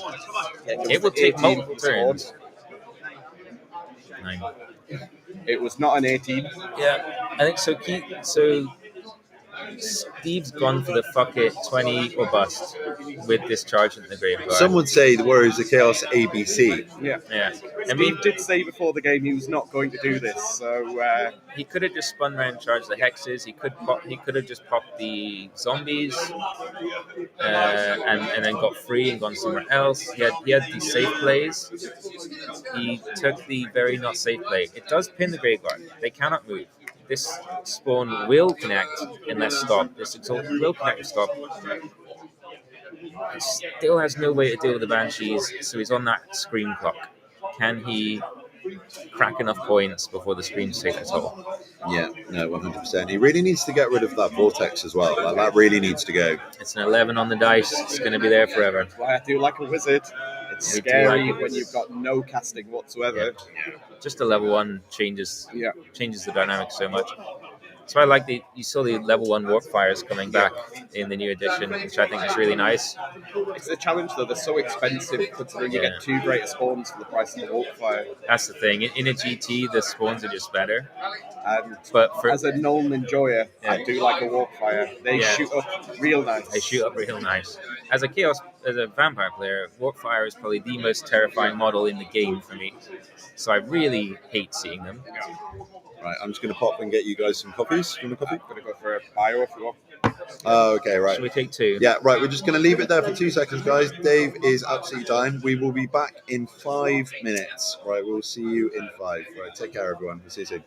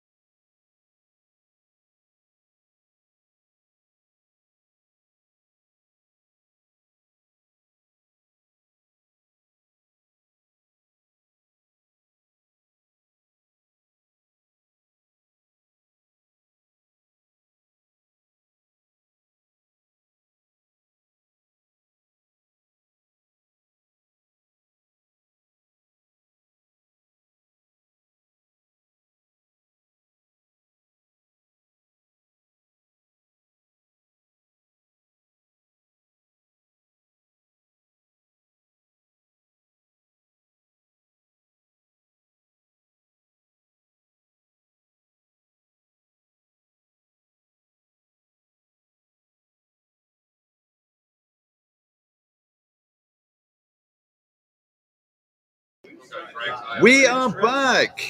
Sorry about that, Hello. everybody. We didn't want to die, so I hope you're all okay. So the game has carried on, and the dragon is in the flank of the Graveguard, managed to kill a few of them. The other dragon has pushed up and is right in front of the Graveguard. And also the spawn has come rushing up behind. Very interestingly, though, the dragon is kind of blocking the spawn's route at the moment. So if he rolls low, that spawn is not getting in. He can, while seeking to maximize both units, it will let him put that dragon off to the side, right? If it, It's random movement. You only sequence it. of course, yeah, the Separate dragon has to stage. go in. So it's not natural charge. He'll need a little bit of juice on that roll. These Graveguard are going to not be giving ground, so they will be exactly where they are. So that may be a boo-boo. We'll see. It is only a slight angle for that Chaos Spawn, but it unnecessarily makes it 1 inch harder, maybe. But it's also a get out of arc, right? This dragon doesn't want to land in the zombie arc, even if it's a 13-inch charge. You just don't want to risk that. I think the rolls on the spawns haven't been the highest so far as well, which has got him in a slightly tricky position to get it where he wants it to be. Yeah, but I think that dragon, looking at it now, it had to be there to dodge that zombie arc. Where's the Banshee? She's still lurking there, in between the zombies to the north and the Central Graveguard. The other one is still free. It looks like he's not.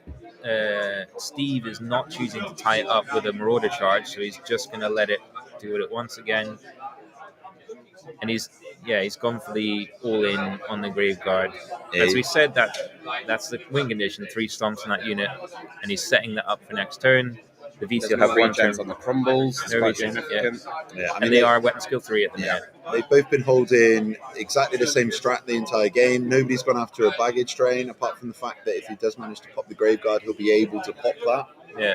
Or even try and hold that the next turn as well. Well, at the end of the game. So it's quite big. So if he manages to break through, then that is a big win for Chaos. If he manages to get pushed off, that could be a decent win for the Vampires. He's going to have to be really careful as well with the Dragon Lord, because if he gets a few more screens at him at -5, that's going to be rough. How is everybody doing in the chat? For anybody that's newly joined, we are in the game 4 of Forgotten North. This is Warriors of Chaos, which is Steve Toll playing against Keith Wilkinson with his Vampires. So these guys are currently almost on max points of the event so far. This is 2 heavy hitters smashing into each other. So pretty much potentially playing for the win of the event as well. Playing for the win, playing for a little bit of pride as well. Obviously, Steve, a current WTC World Champion, and Keith brand new to the team, but an excellent player. Yeah. So there is a little bit of the pressure on Steve and a little bit of ego involved here. Nobody wants to lose to a Especially teammate. with us 3 watching as well. Especially embarrassing getting 20 0'd by your teammate. Yeah. Luckily, mine wasn't streamed. Yeah. Hopefully the signal is still all right for everyone. Hopefully the audio is still okay. I know we've had a little bit of issues, which will be resolved the next tournament that we stream anyway. Not too much we can do about the Wi-Fi though, but we'll sort it. So we're seeing some dice go in. Right, there is some counter plays coming now. Keith is under pressure to try and stop this from happening. He's pushing that spawn further and further away, just to try and make sure that he doesn't get involved in any of the combats. He's blocked his follow-up on the Banshee there. Interesting. Thank you very much. Thank you for letting us know. That was quite a big restrain and reform fail for those X-rays. They could have turned around and without the BSB or the general, that is very they're on failable. 5 leadership. They need. That's I say Thank you about very X-rays. They act like they're frenzied. Once they go, and they don't come back. I think it's one of the challenges of Vamps is that it's low leadership across the board. I mean, the best you get is an 8, and as a man who likes to fail a 10, it's scary leadership once you get outside of that general's bubble. It's not great. And that would have made a big difference. Those hexes could have turned around, recharged the spawn on the hill, and stopped it going anyway. The hexes are also going to be in charge vision of those Marauder horsemen as well. And they will flank it. They probably draw. Right? But that's fine. They pin them down. It's beautiful. They pin them on the objective. They're serving their purpose. That's exactly what you want. It is a non-intuitive play to make for the Chaos player to say, "I'm charging my Marauders into your X-rays." but it is, I think, a good play in this situation. I think so. He's also still got quite a lot of units still to come on the board, I think. Yeah, I think one more came on just now in that top left corner. Yeah, so he's still got one unit of Marauder Cav to come on, and then he's still got one more unit of the Berserkers to come on, so that's still 2 more units to come on. Both Berserkers are on there. We've got has he got 2 on now, has he? One in the zombies and one behind that southern zombie unit. It'd be interesting to see if he can get the Marauder Horsemen on in such a way to actually touch that baggage train with their move. Yeah. Because that'll then create a scenario for Keith about what does he scream? Does he protect his baggage train? Does he go for the dragon kill? Yeah. So the vampire baggage train, you'll see on the Graveguard there's an orange dice, and just below that is a piece of wood. That is the baggage train marker. And those Marauder Horsemen who've come on just next to the green spell cards could potentially move down there. Oh, how do you want your coffee, guys? Milk, please. Milk. We're all sweet enough, apparently. Oh, sweet enough. Sweet enough, Turkish. I will say, for that Marauder charge into the Hex Rays, that spawn is going nowhere anyway. He can do that job, to be fair. Might as well just sit and take the points. Those Marauders might as well just do nothing, score that objective. The spawn can charge the Hex Rays. Actually, it doesn't even need to, just sit there. I mean, it's definitely a game now, right? Yeah. The advantage is that the Marauders can draw or even win that combat with their flank bonus, which pins them down way more reliably because the spawn probably takes a wound, then there's a restrain test for the Hex Rays. The Marauders might be able to deny the restrain test ever happening. It's very interesting what's going on now. I want to see, I think the next turn is going to be the crucial turn in this game, I think. Whether he can grind out that block. If that spawn gets in, it's going to get interesting. There is a 2 on that orange dice on the Graveguard. To me, that signifies they're currently weapon skill 5. Steve, you're on stream. No one can hear though. Yeah, Steve's just gone. So, should we call this a 10-10? There's nothing wrong with that. There's no deals on the stream. Yeah, there's no deals on the team. No deals. You set that standard. Yeah. It is worth noting. So I think we got a player here on 54, a player on 53, and then third place is currently tied 5 ways on 49. So these guys are comfortably ahead of the field.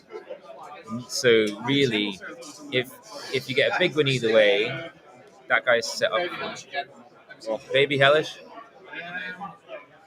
So we got the small version of Hellish Vigor going off, which is much better than nothing. It's better than nothing, but having done practice games playing Vamps, it slows you down. It's Boy, howdy does it slow you down. People ask about vampires, how to play them, what's important. Thanks, Amy. Thank you. We got our coffee delivery. From the Scottish team captain, actually. So that was quite nice of it. Troll stream hero from yesterday. Yeah. I say to them, Hellish Vigor is the most important part of Vampire Count's army. It is the most. I mean, reserve move on anything is just excellent. And my initial take on 1.5 was that vampires didn't, they won in many ways, but they actually got a lot worse in one key way, which is that Big Hellish got too harder to cast. And it used to be free every turn, Big Hellish, Big Hellish.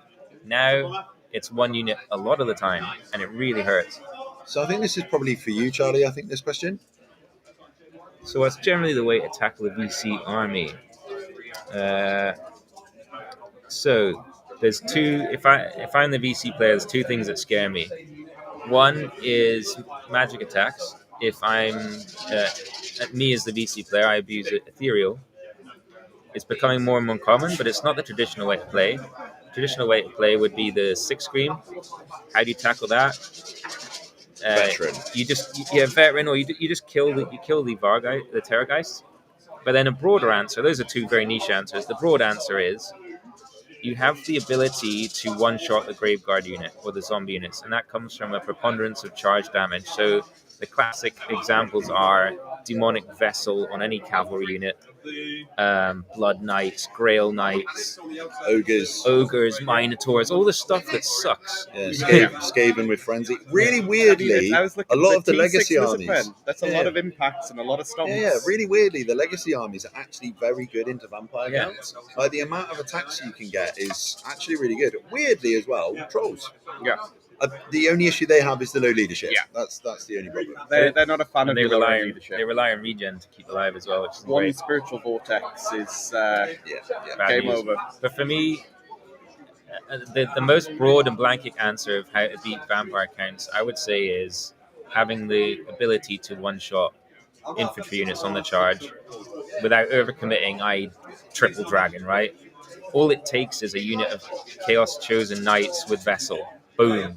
That is the scariest thing in the game for a vampire player, is Chaos Knights with Vessel, I would So say. I played a game on the Friday night against a Vampire Counts player that's playing in this tournament. So I did 12 Doomseekers and 2 Dragon Slayers charging into a 35-man unit of Graveguard That'll do and it. wipe them. That'll do it. So what you need to do is bang them out. Charge You need- threat. Yeah, you need to bang them out. You need enough damage to be able to smash through. But it needs to be efficient. It can't be. You can't be like, I need 3 dragons to do it. Yeah. There's too much play for the VC guy to get around. Cheers! Cheers, mate.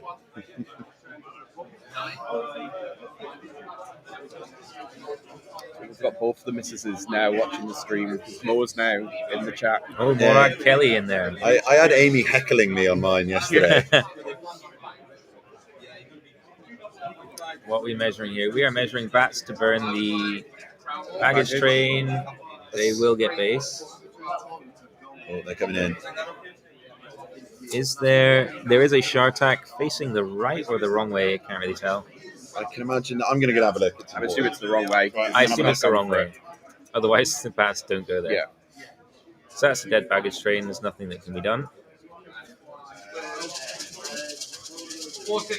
We assume. Why I really like Confirmation that, coming in. having a unit. So he is facing the right way, but the bats have managed to jump out of arc.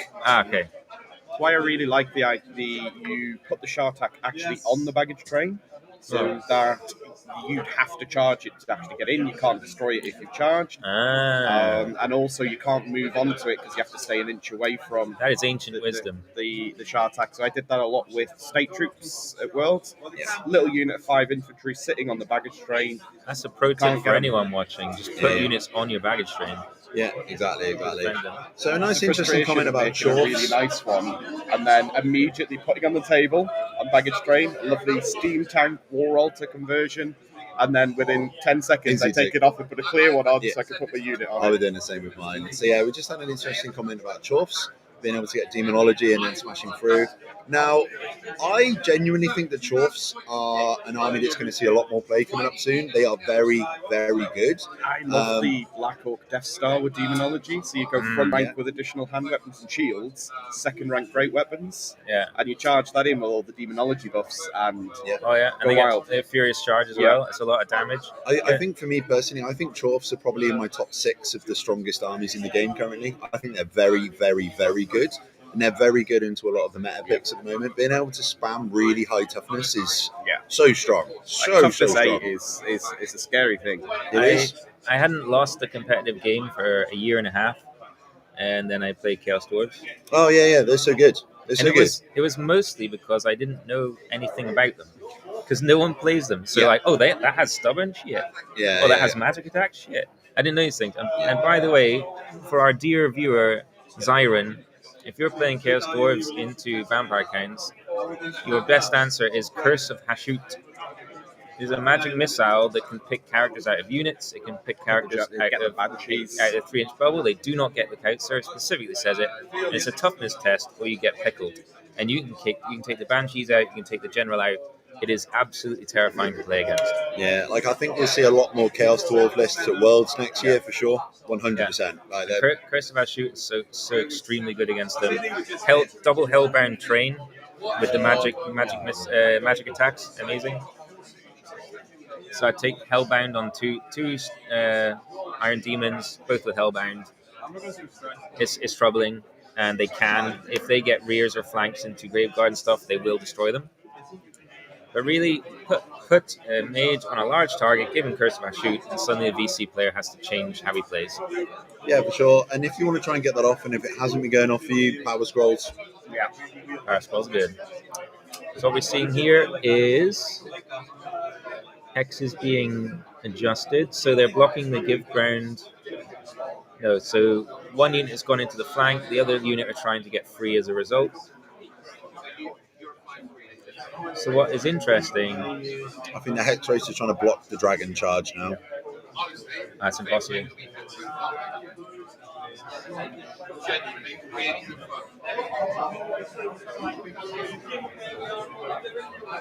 We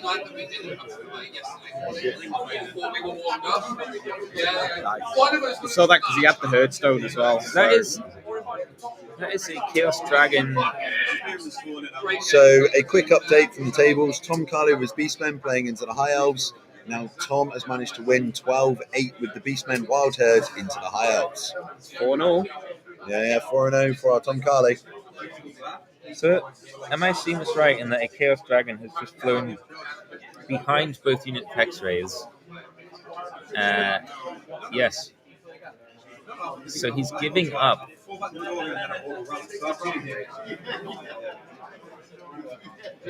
He's giving up on the Graveguard unit? Is he just... I'm going to find out what's happened. Is that Phantasmagoria? Oh! Panic from Phantasmagoria. So that is both. But you can face the hexes. Yeah, are you facing the hexes now? We can't tell. Yeah, but we can't tell where you're facing. Oh, he's deciding. Yeah. This is a big moment. So for folks on the stream, we have the weirdest spell in the game, Phantasmagoria. That's that blue template right in the middle, little one. The Chaos Dragon landed on it, or near it, took a panic test, failed, and gets a fullback in good order. This gives him... This is the downside. So Phantasmagoria should not be used against dragons for this rule. You teleport them wherever they want. He can now face the Hex Rays and annihilate both units. Or he can face back into the Graveguard, and he's no longer blocking the spawn. It's one of the things, if anybody is getting coaching in a game or wanting to get better at the game, is remember, fallback in God order is probably the best thing that can happen to you. You get a free move, and you get to then decide where your stuff is going. Yeah. Once your opponent has finished all their movement, you know everything. That fail means that Steve can, no matter how good his positional play has been to keep that dragon out, that fallback in go order just lets Steve go, right, I'm gonna eat them, thank you. Yeah. Health and safety warning for everyone involved. Do not use Phantasmagoria against dragons, because they will get a free teleport wherever they want and reform, and now you can suddenly find yourself in a giga pickle. We're seeing a way to see if Steve's decided what he's going to chase after with the dragons, whether he's going to go for the Hex Wraiths or... It looks like he's committing on the Graveguard because it's made that Spawn's charge easier. He's going for the all-in. Yeah. The Hex Rays are now free, and he said, no thank you. We have got some Berserkers into bats as well, so the walk is in. I would have gone for the Hex Rays. I would have taken the free meat, but this man is daring to dream. I think there's the potential of crumbling both as well. You get a rear, you've got the 5 magical attacks. Oh, they're it's 2 turns, I think. Right, so basically we're far enough away that we have to shout. Which way are you facing? So he's going for the Graveguard with the... So the Exalted Dragon is on the hill. He's used his free reform to face the Graveguard. He's committing for the triple stomp into the Graveguard. Yeah, and also as well, so we've just had a comment, so I don't know if they can hear you, but it sounds like you're stopping the players from making mistakes. So that's definitely not the case. There has been a lot of mistakes made so far in this game. So you don't have to worry about that at all. We do heckle the mistakes, though. We will abuse the mistakes. These are teammates, so we will rightly mock them. We will rightly mock them. So we just had an interesting comment. So basically, played Dwarves since the start of the edition and got balls by BC and Bretonia 100% of the time. Started playing Chorfs 1 month ago and destroyed them both in one weekend. It's quite interesting because realistically, I think Dwarves play really well into Bretonia and into VC as well. Obviously, Yeah. different lists because either one of them can destroy each one of them. But I mean, if you're having better luck with Chorfs, then potentially you're a Chorf player, and that's awesome. It's a valid point, though. We on the previous comment, we try and, for example, I know if I'm saying something that I think might help the player, I do lower my voice slightly, and you may not pick it up from the stream, but we are in an extremely noisy room. Yeah, and we're actually. And I've got nothing valuable to add. No, So- we are far enough away as This well. isn't that- a yeah, stupid so don't worry list. about it. At all. I know nothing. But it's a very valid point. Yeah. And we must, we do try to not do that. It's going to get very interesting now. We want to see this Chaos Dragon killing some Graveguard. There's no way he's going to beat them up. He has to just win the combat. It's very likely he does.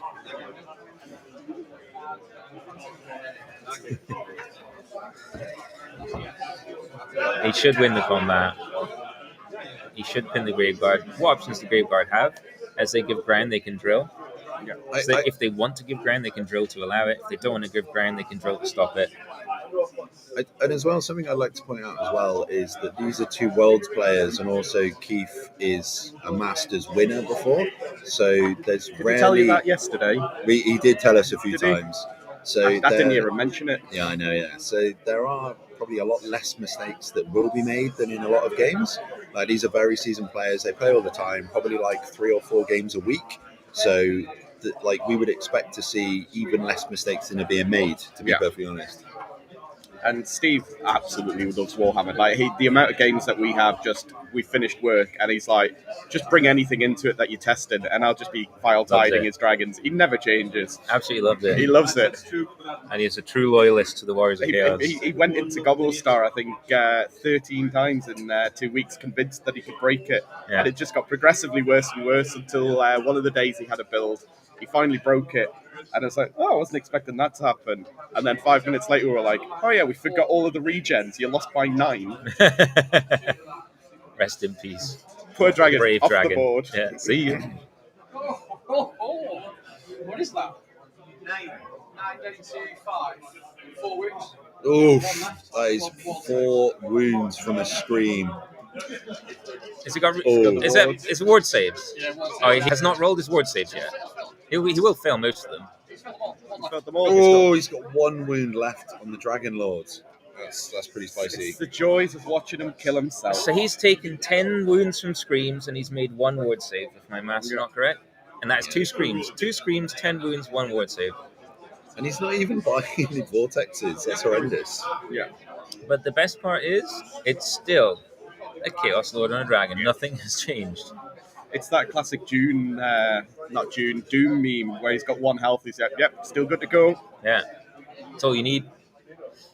The clock is now 1 minute to midnight, though, for that Chaos Lord. It is. He needs to get the dragon in the spawn in. It's well, luckily for him, he has a wound left, which means in the next turn, we are getting Spawn, Exalted, Chaos Lord into a Graveguard unit, which will be diminished because they are going to get punched by this Lord. There will be no resurrections in that gap. They can absolutely explode, and then that Chaos Lord has got the overrun of a lifetime to get the fuck away from that Banshee behind him. And then he's taking 1 scream from the Mortis, which is still probably kills him, to be fair. But it reduces the chances. And it is a trade. I spoke to Keith in the break there. He said, if we trade the Chaos Lord for the Graveguard, that's a profitable trade for the VC player. It is. In the long-term picture of the game, it's extremely bad for the VC player, but the game will end before the lack of the Graveguard really ends your competitive ability on the table. Yeah.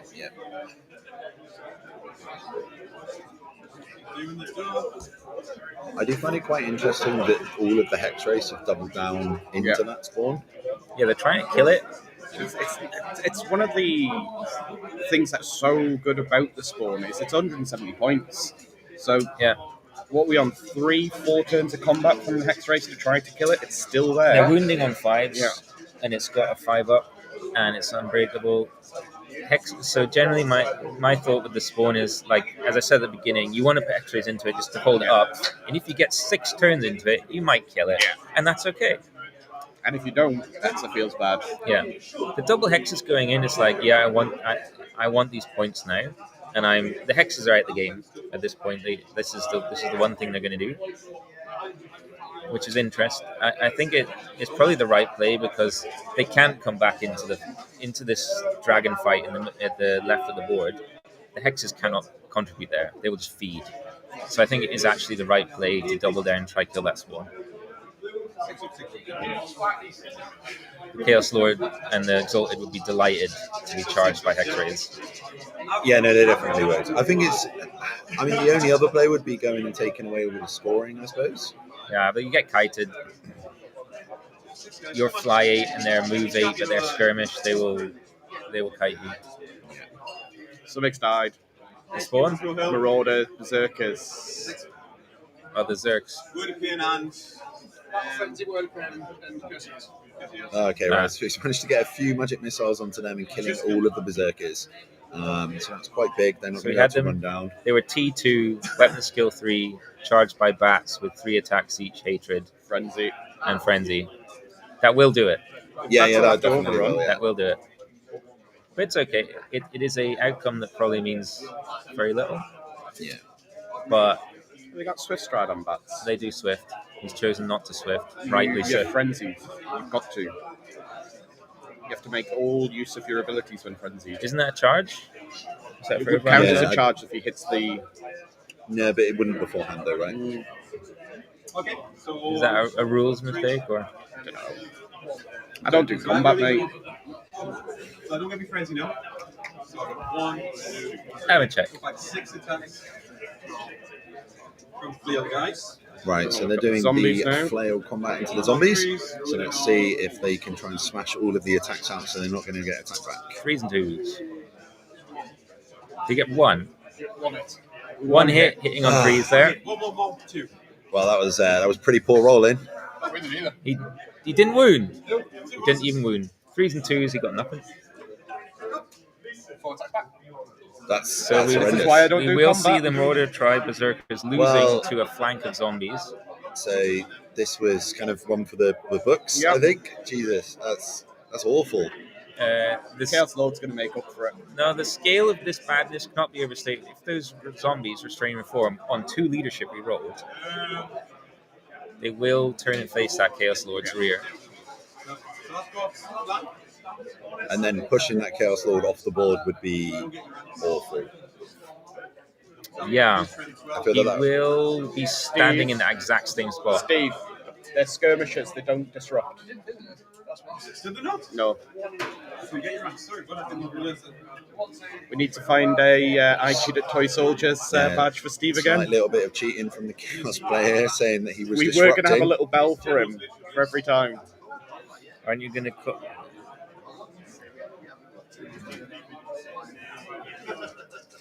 So general. I can't believe that happened, actually.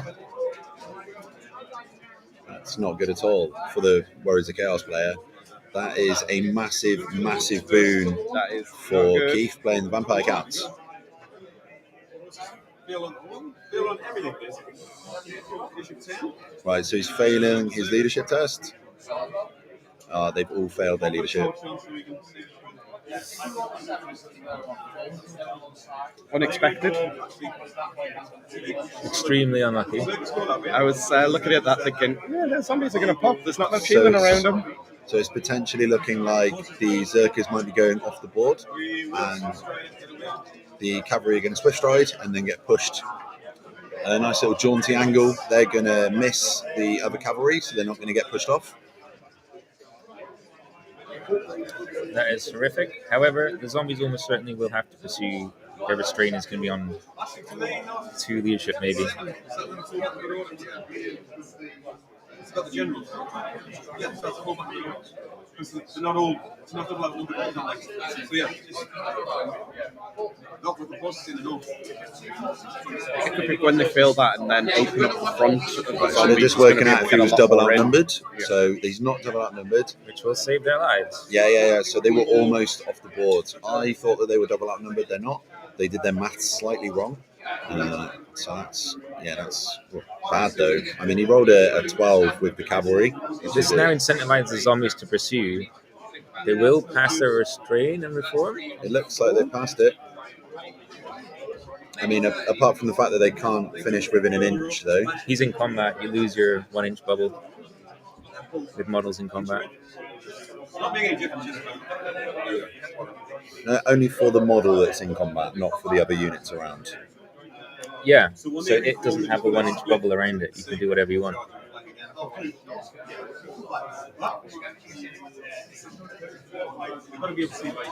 So that's a turn up for the books. The Berserkers and the Nordic Cav went into the flank of zombies, fought 3 zombies, and lost. That's pretty bad. I mean, he's just going to have to do that again in a minute to try and stop that.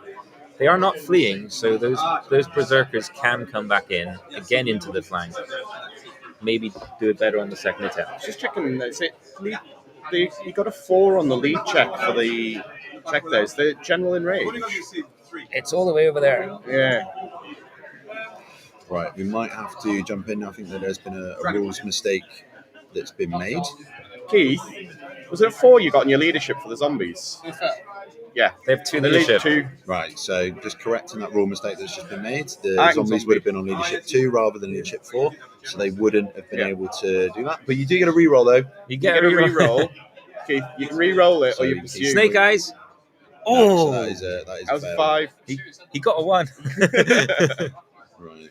So just trying to make sure that there's no mistakes being made that could influence the outcome of the game anyway.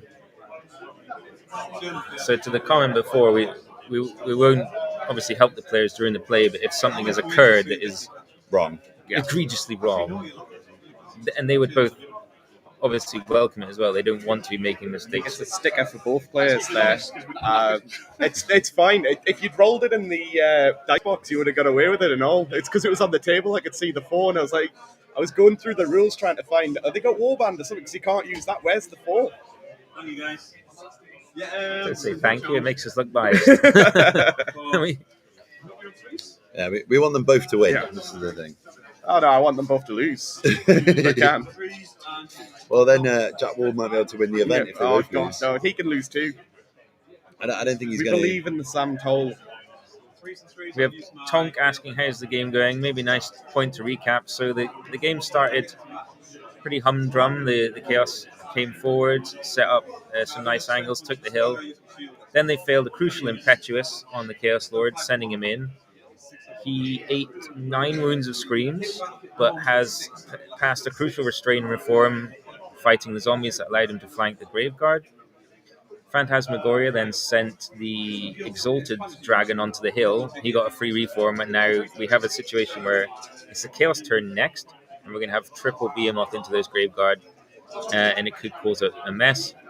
Meanwhile, double hexes onto a Chaos Spawn at the back of the board. That will just do... Nothing's really going to happen there. The Spawn probably dies in turn 5 or 6, and that's about it. And the bats are about to burn the baggage train. But the crucial thing is, it is Chaos turn next, and they have 3 Behemoths lined up on that Graveguard unit, which is the win condition that we talked about at the start of the game.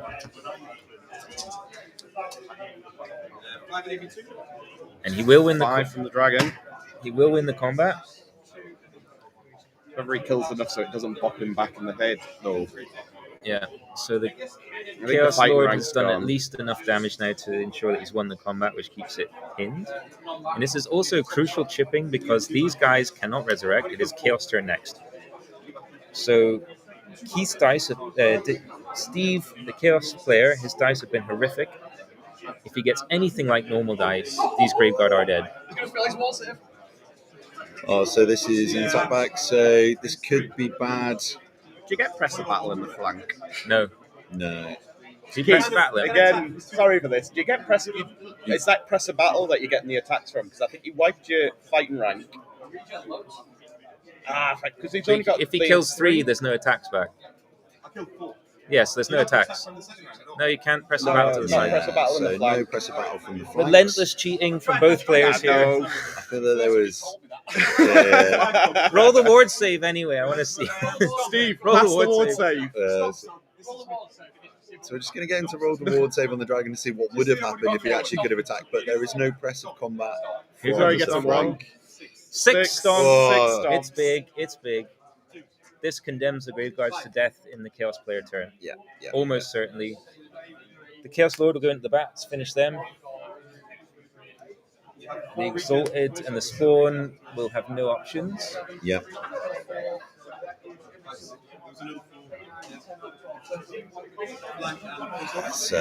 Or the Chaos Lord restrains, reforms, and takes 1 scream and then tries to get away. That's probably what happens. And the Exalted goes through into the bats. Yeah, potentially. I don't know. Relying on normal dice, which so far have escaped our Warriors player. They have. I think he's going to go all in on this unit, though, I think. Oh, for sure. Yeah. No, I'm talking about once they pop, Yeah, what yeah. happens next. I think the Uses Chaos Lord 9 restrains, reforms, on and the runs away. crumbles. Would have very much liked to have the regens there, but that's been comped out for the event. No so double regen at this event. That is a very thin unit of Graveguard. Yeah, so They might not even need the other 2 Yeah. Behemoths at this point, actually. That they So- are actually just goosed. So a lot of people do actually get this wrong, but you don't actually get press of battle into the flank. And it's also something that you can easily forget as well. Like we've just seen there. Obviously, when you're in the 4th game of a tournament, this is like your 12th hour of playing Warhammer. You can definitely forget this kind of stuff. So we're here to keep them honest, anyway. And it's neither of them try to take advantage of anything. No. Sometimes it's just there's so many bloody rules. Yeah, Uh, this is the problem. We were saying this yesterday. Like no one is trying to do anything. It's literally We had just it with Steve yeah. just before with the skirmishes disrupting, which they don't. yeah. So it's So come it's- from it's both even at the minute. sides. They've just been a couple of mistakes have been made, but it's It's a high pressure event, right? You got lights on you, you got 3 Yeah. wankers behind you commenting on everything you do. You have a swarm of people around your table. Yeah. now, I think this as is always something that we happens. need to say as well. Like, obviously, these guys are on live stream, so there's a lot of pressure going on here. And there's also currently about 12 people stood around their table watching them as well, because this is potentially playing for the win. So this is quite a high pressure game. These are both amazing players as well. So this is probably one of the harder games that's going to happen at this event. This is 2 Titans smashing into We each have- other for sure. We have a very interesting moment now, which is the Chaos Dragon, if he follows up, will go into the baggage train, which is a dangerous train test, and on a 1 he's dead. He can restrain, the pivot is not affected by terrain, the pivot is not affected by terrain. I can restrain, touch the baggage train. So once you started on there, now we big ground goes in. And this is what we were saying just before, you probably don't need all 3 behemoths now. However, Only one of you them really better needed named. the one in the flank. The one that matters is the one in the flank. There is a key consideration, which is the reform is a pivot. Pivot does not take dangerous terrain. But we won't mention that. So we have a little comment here. So Renegade Ogre is getting press of battle, running other monsters. Here we go, Dragon's dead on a 1. He's going for Oh, it. we'll come back to this in a second. Oh, he's done He's done it. Oh, Oh, the Steve. Chaos Lord and Dragon has died to the baggage train. The cabbage has got the dragon. Yeah, the cabbage has killed the dragon. They're just hugging this out now. That is a massive point swing in favour of the vampires. That is such a big moment. That's unbelievable. That's wild. That's huge. That's absolutely huge. You still might. You still got those 2 big guys on the hill. Yeah, but he's got a Phantasm Dory in front. This is I've got to get through. this is very bad. This could, but now to watch. yeah, this could be a big win for the vampire count. You know you restrain, you don't take a terrain because it's a pivot. You what? You restrain and reform, no terrain test. Yeah. If the dragon makes it through the spawn, doesn't he out? He gets a static. Yeah. It's only up all attacks, so. Yeah, there's kind of nothing worse than losing that final wound to dangerous terrain. Just stubbing his toe. Yeah. Although I think that's what makes Old World so special, though. It's a low dice game. Yeah, it's just stuff like that. Like you'd never see things like that happening in Warhammer 40k. Like Angron would never fall over, trip his toe, and die. Like It is horrific though. it is. Yeah, it is Hate terrible. to see a game go that way. However, the Graveguards still probably do die if these charges connect.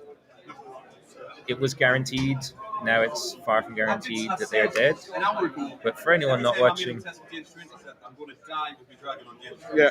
the Chaos Lords had one wound left and died to a baggage train. Yeah, so Steve just did shout over that he's been saying for the last hour that he's probably going to lose that to the Dangerous Terrain. So manifest he it. expected it. Mystic Meg.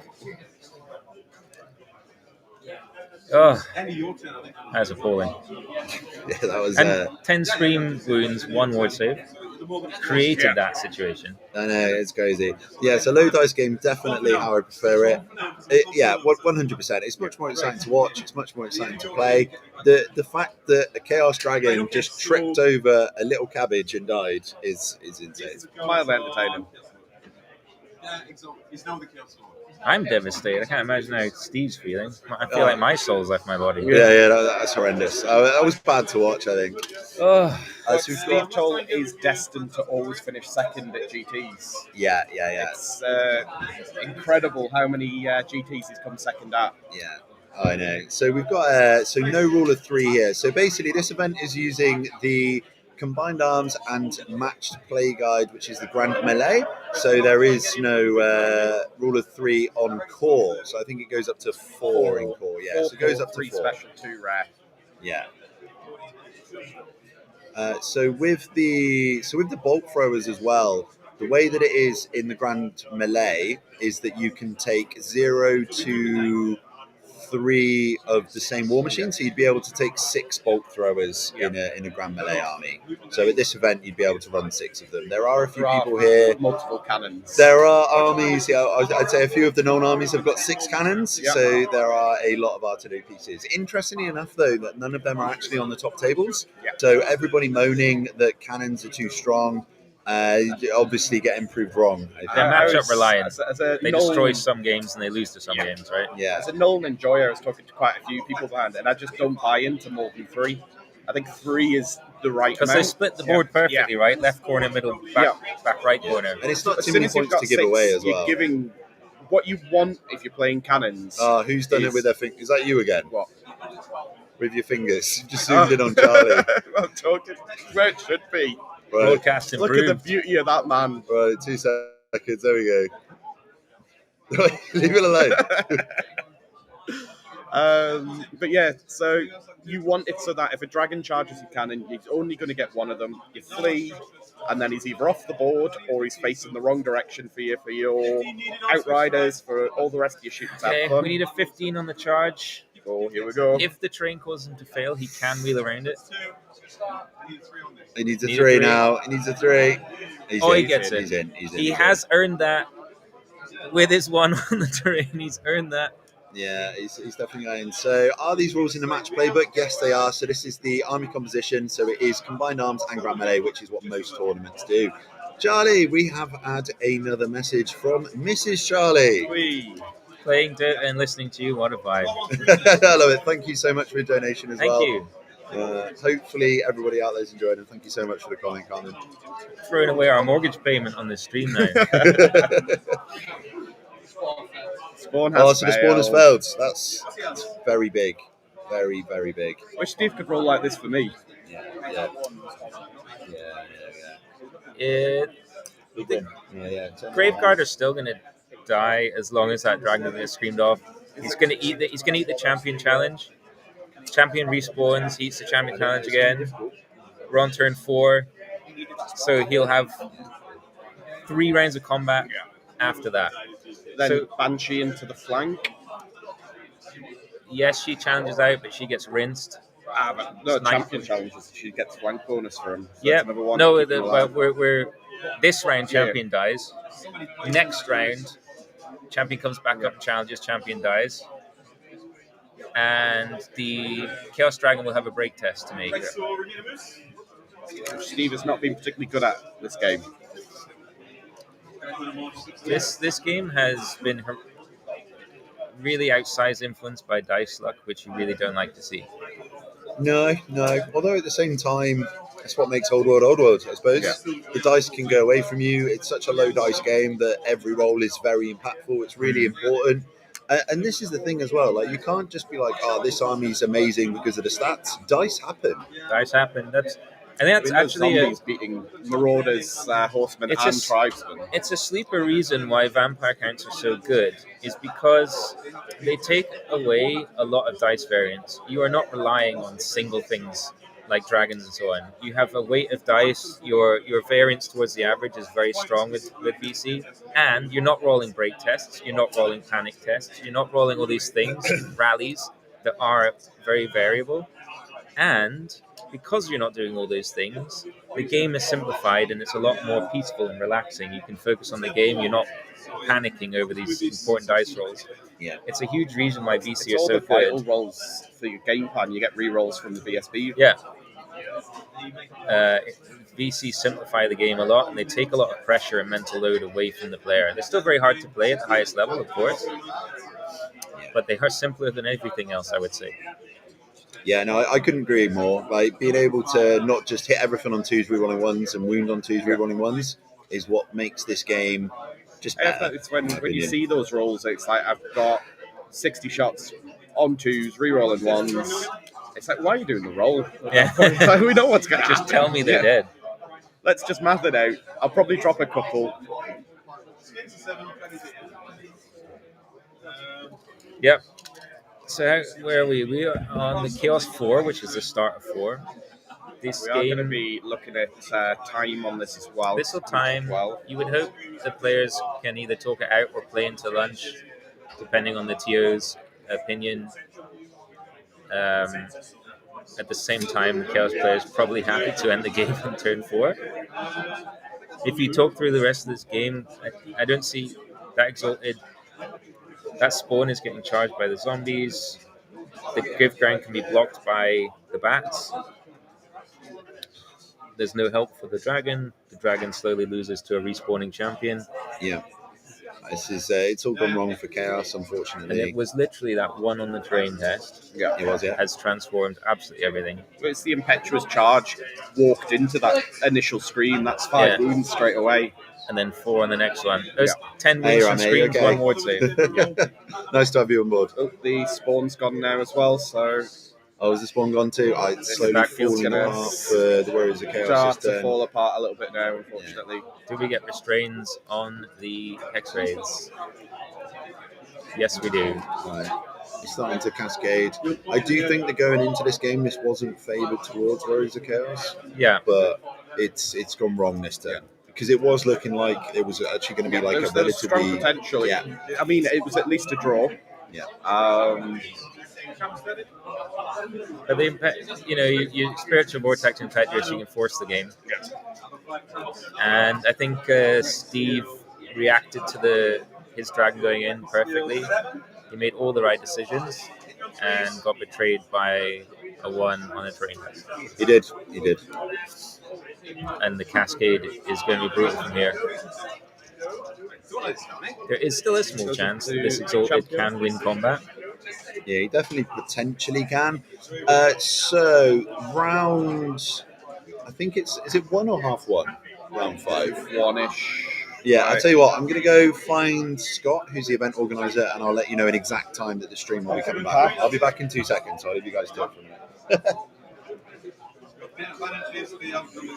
It does look like round 5 will be Keith's vampires against someone, and Keith will probably go into that with a commanding Jack's lead. vamps look like they're scoring quite well. Okay, so it could be into Jack Ward's vampires, which would be a repeat of the Welsh Open final.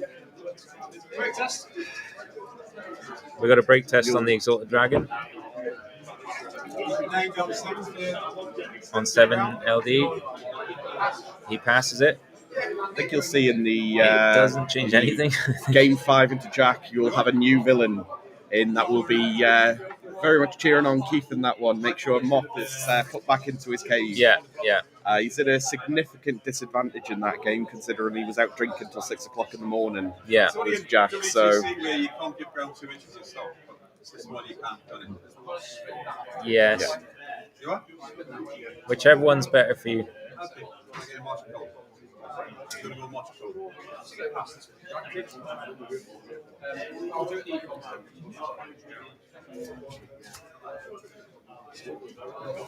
So the dragon is given ground, and the grave guard are trying to restrain and trying to get away from the dragon.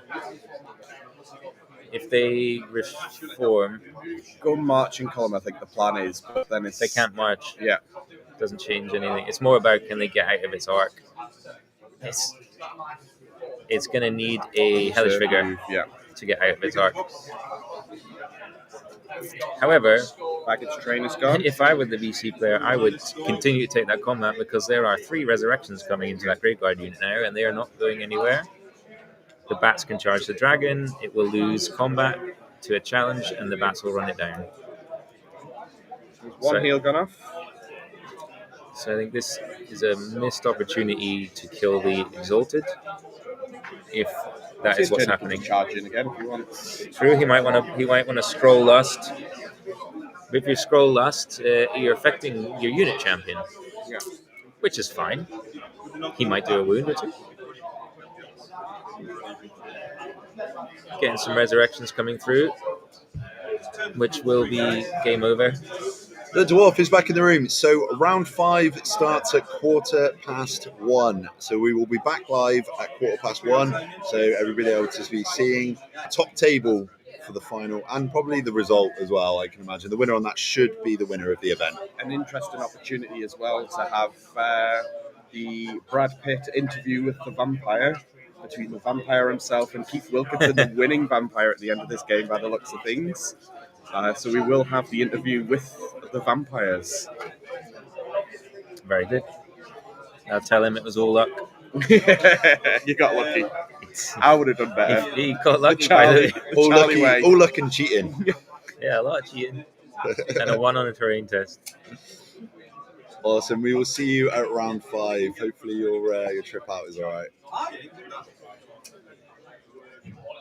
I don't think there's too much more to go in this game now. It's just going to be Keith just trying to mop up. Just at the point of waiting for them to call time. I don't know if this game is going to be half an hour.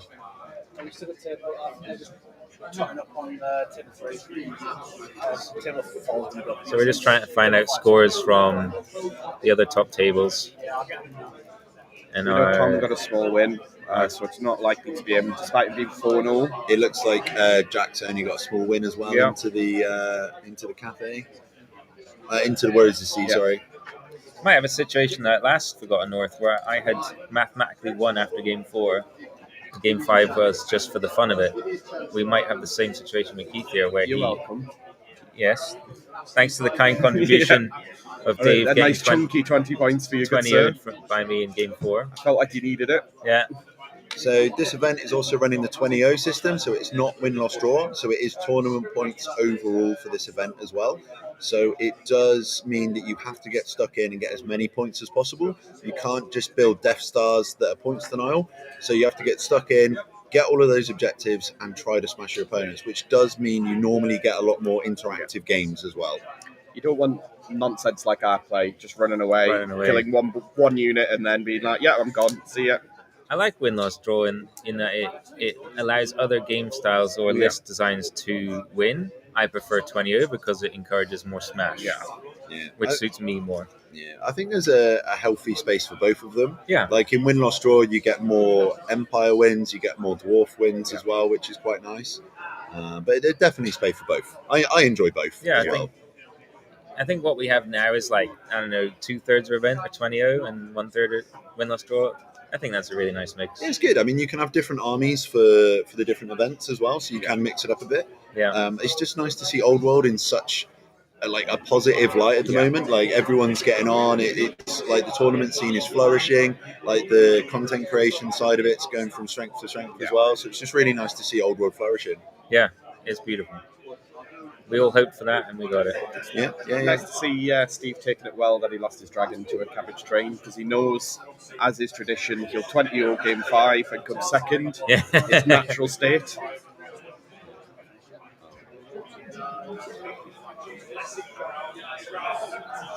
lot of reforming going on with these Grave Guard.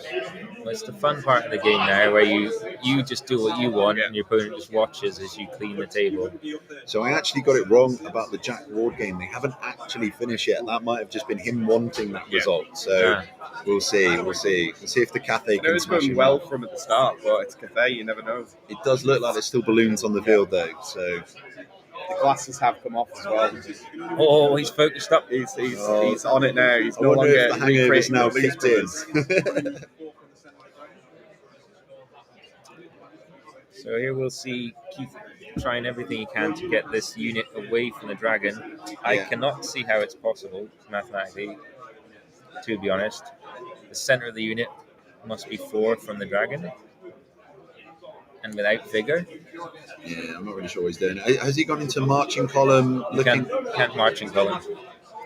I was going to say he needs Hellish or he can't get away. Yeah. So he's actually failed. The Hellish heart Vigor. bleeds there, Keith. I feel like Steve's got a little bit more to complain about than Hellish.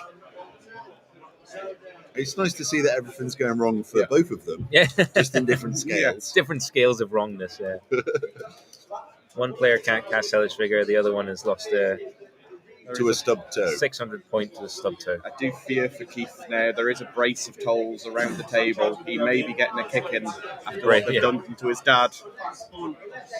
It's quite nice to see as well. So Steve told the Warriors Chaos player, he has multiple different generations of a son here that are also playing in the tournament. So he's got a At the highest level as at well. the highest level We've as got well. Sam and Jack both at top tables. So Jack is 16, Sam is 27, 28. And they're both playing this event as well with their dad. So it's really nice to see a family of really top level players playing. And it's just nice to see the next generation of young players coming up as well. Yeah. They're getting those 16-year-olds coming up and absolutely smashing people at tournaments. So it's great. Can't beat me though. He's got a hell of a record into me. So it looks like Graveguard will not be getting away. And they have, however, offered a flank to that dragon, which means there must be something else happening. And the BSB's jumped out of the unit now to stop the BSB from getting crunched as well. Has he? has. Okay, so the Graveguard are being fed and the trade is being set up with the screams, safety first.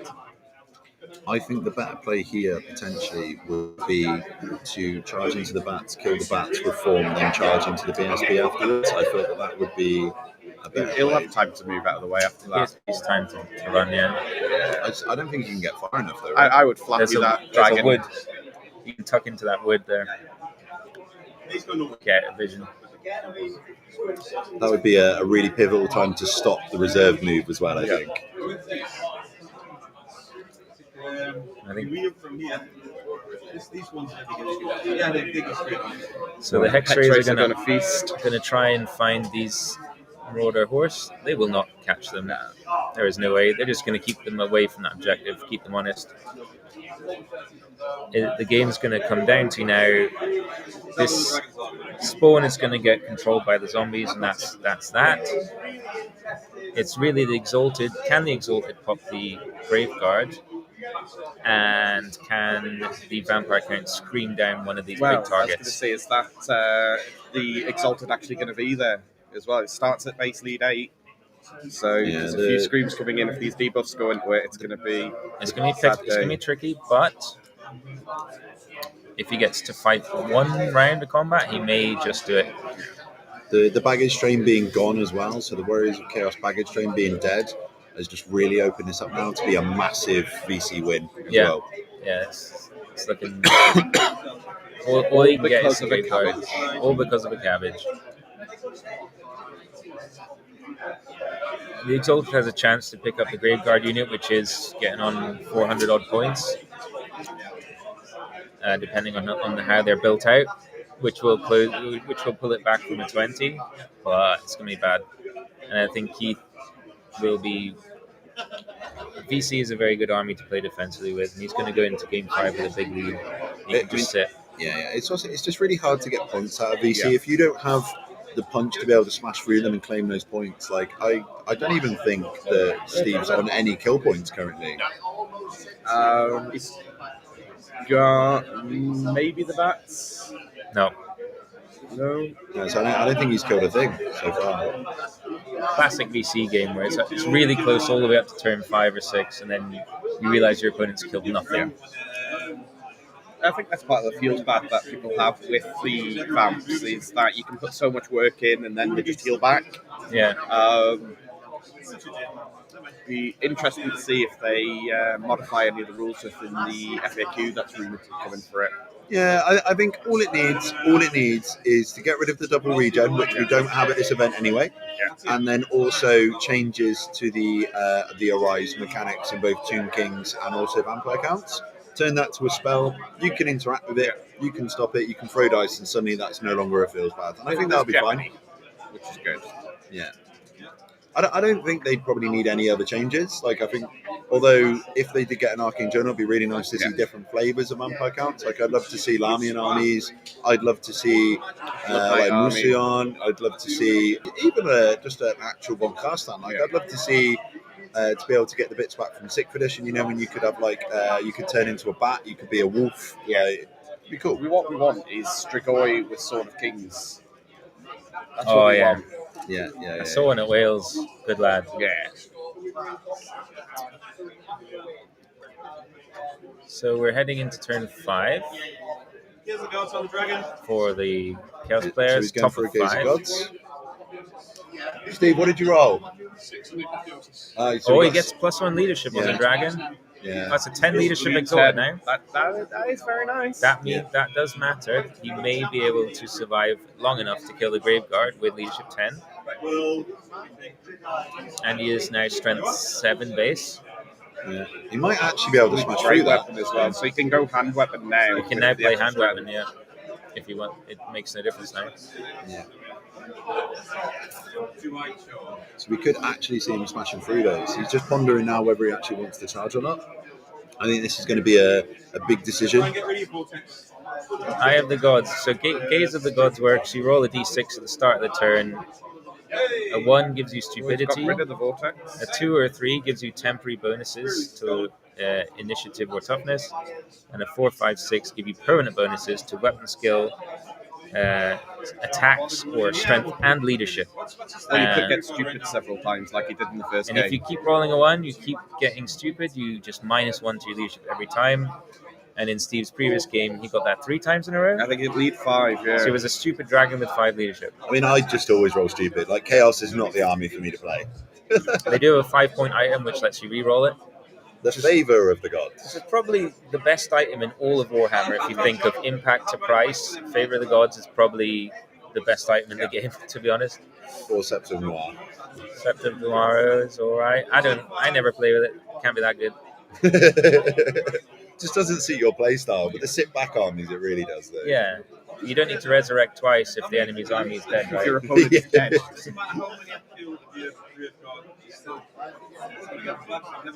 So Steve, our Warriors player, is doing the maths. Can he wipe the Graveguard So unit? it's looking like Steve's The just answer's- worked out that he can't get any points. So he doesn't think that he's going to charge anything. Oh, he's killed the level 1. He has killed the level 1 Necromancer. He must have eaten a challenge earlier, so he cannot. He's done the math. I He think can't he fight had the him in the, Graveguard. He's flank. going to run away. We're going to see these Chaos Dragon run away and try and lose the game 19-1 rather than 20-0. Yep. And that'll be it for the game, essentially. Essentially, the Chaos players conceding and minimizing the defeat. It will still be a monstrously high score. It's still going to be at least an 18. Spawn can only get zombies as well, so And he won't kill the. He can't kill the zombies. The spawn will get streamed to bits. lead 10. It is lead 10. It will be lead 5. 6 wounds, and it'll be Battleless Hexwraith coming in. Beat it up. So just had an interesting update. Jack Ward's game with Vampire Counts into Mark's Cathay. It's looking like Jack's going to get a massive win, an 18 to a 20 win into the Cathay. So you heard it here first, Vampires beating Cathay. And that means that the final is potentially going to be a Vamp Off, which is going to be thrilling. Yeah. No, it'll be fine. To be fair, I'll Jack, leave that one to Charlie to commentate. yeah. I chose a good day to show up. You Man. did, yeah, you did. So vampires, the thing is, they are both going to be running relatively similar lists, Yeah. but Jack is a hyper-aggressive, risky player. So you're going to see some moves that you probably haven't seen before because he's just going to be going hell for leather.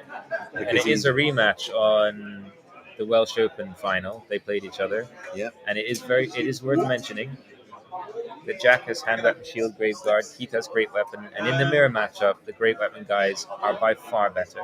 apart from when it's happened in the past. Well, in the past, Jack basically got extremely lucky by his own account.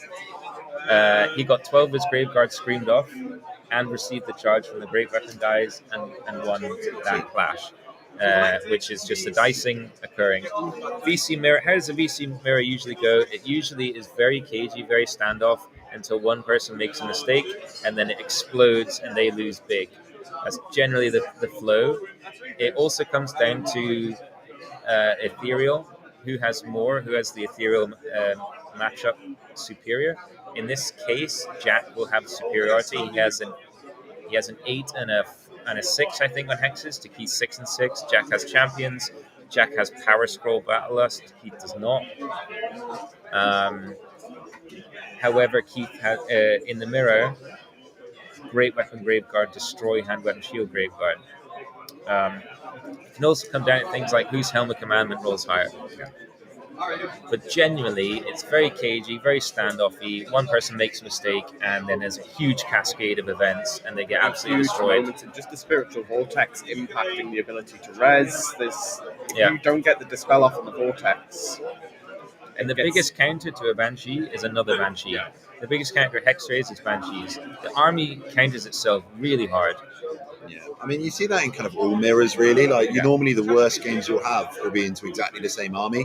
Like, I get it into dwarves, you just can't kill each other. Yeah. Like, Nolan against Nolan, it's a coin toss. Like, whoever gets first turn wins. Yeah. Like, you see it with Cathay as well. Cathay into Cathay is such a volatile game.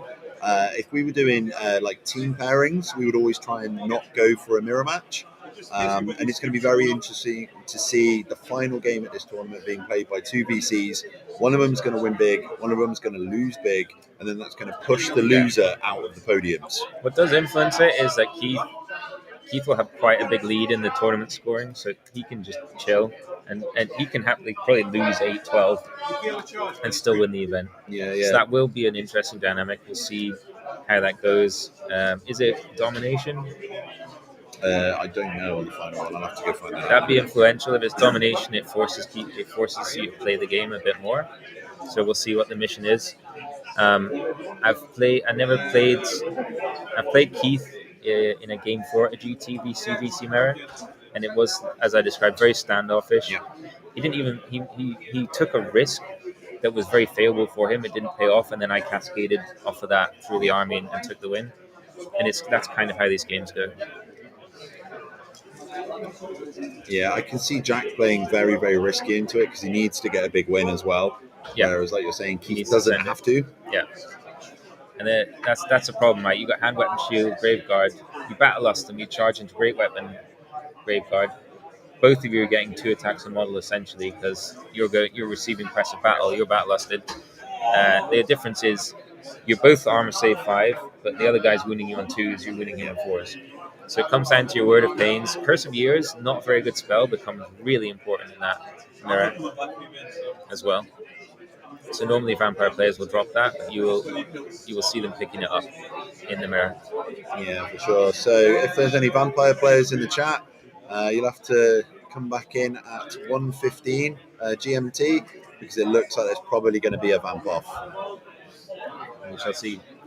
So if we look back into the game, it's very simple from here, which is the Shartak and the Exalted Dragon are running away, and the vampire player are running away. The Marauders are It's running just away. on this spawn. and the vampire player is just lining up everything to try and kill the spawn with 2 rounds of screams and some Hexwraith punches.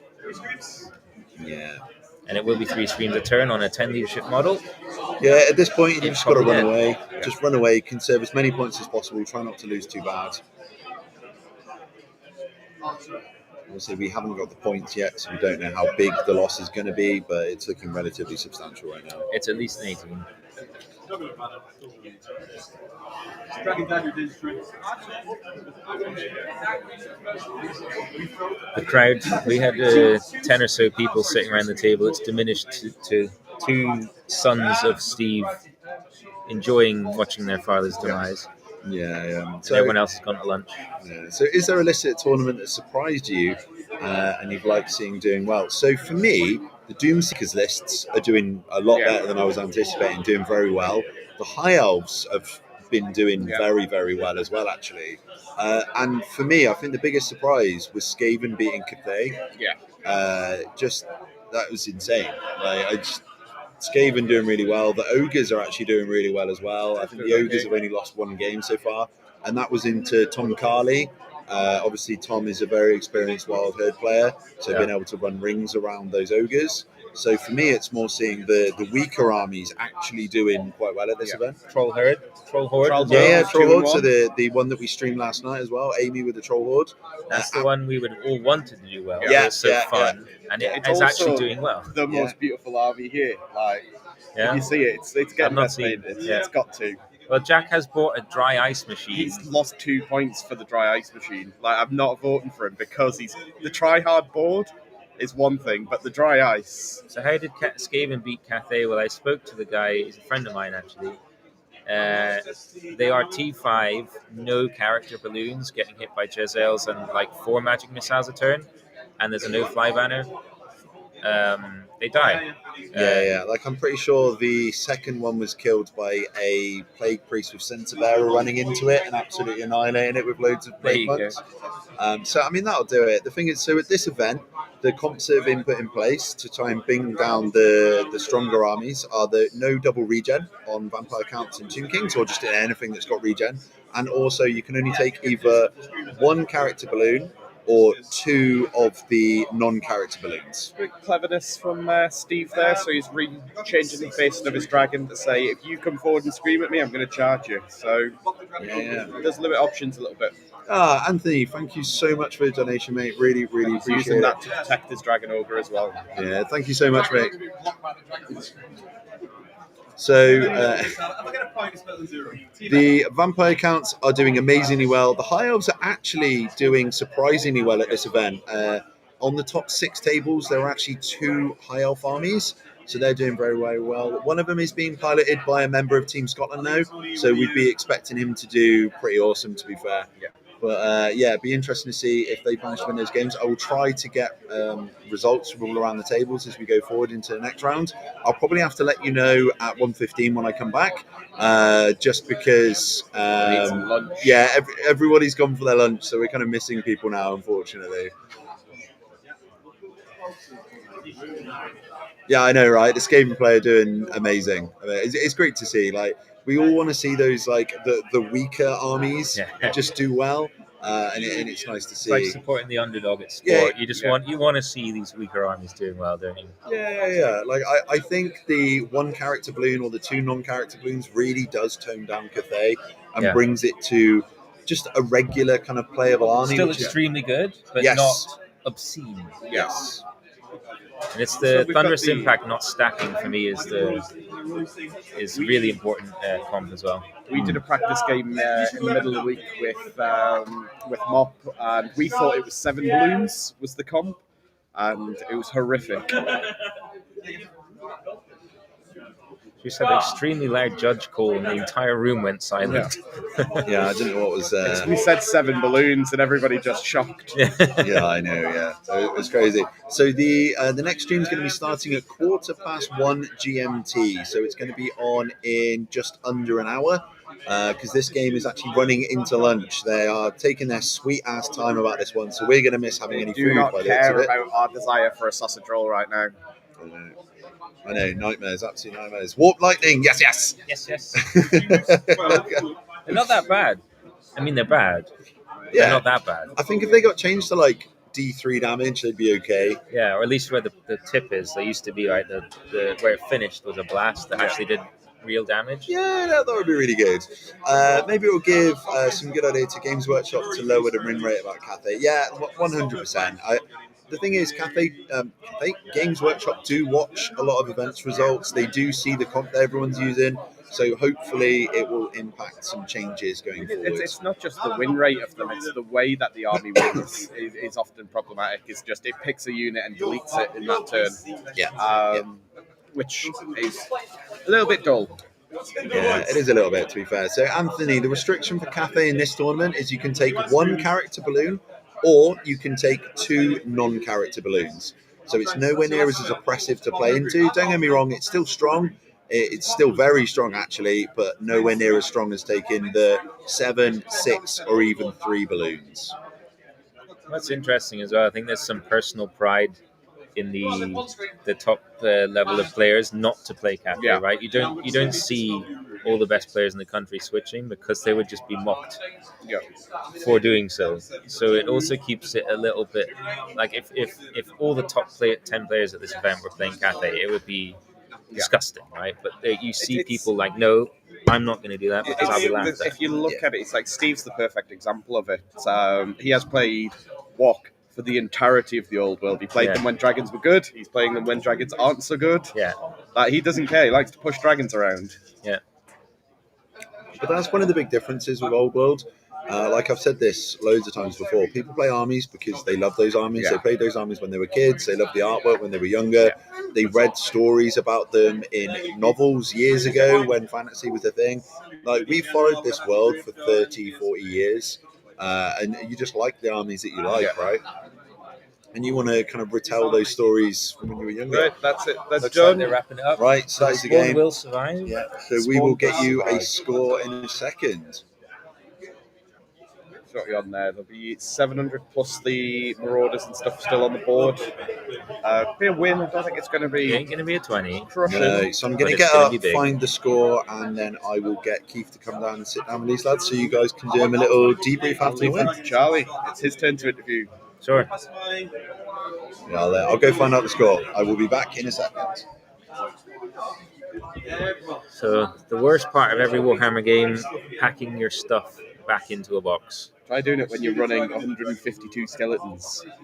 Well, isn't it? You just throw them all back into the bin that they come from. The problem is I've got 2 separate movement trays for that list, so I need to move them between them for each game, depending on what you're playing. Okay. The Cathay bombs didn't exist. I could just have a nice big block of them. Yeah. No. What do you do, like long and thin, the Like pencil a 3D formation?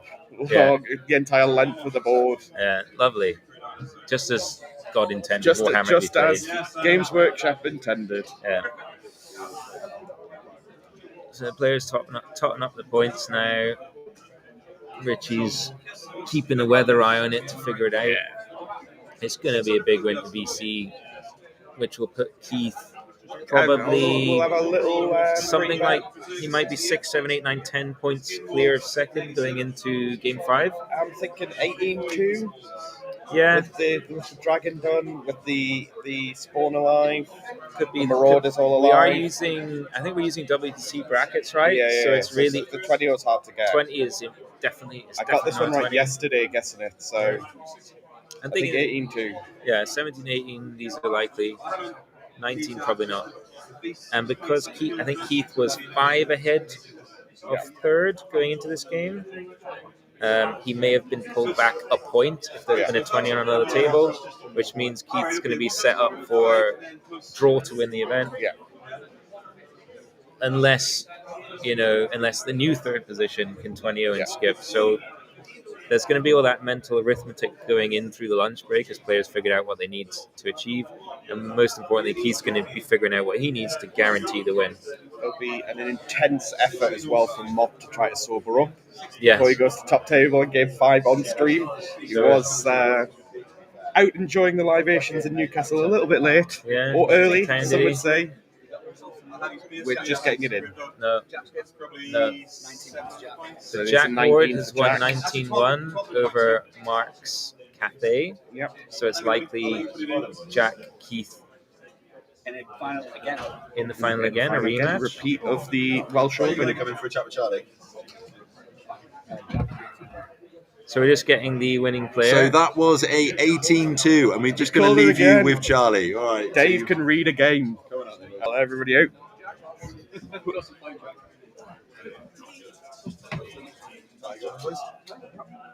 Keith will be on the camera last game and all. Can I have that side? Is that your good side? Get interviewed by the vampire.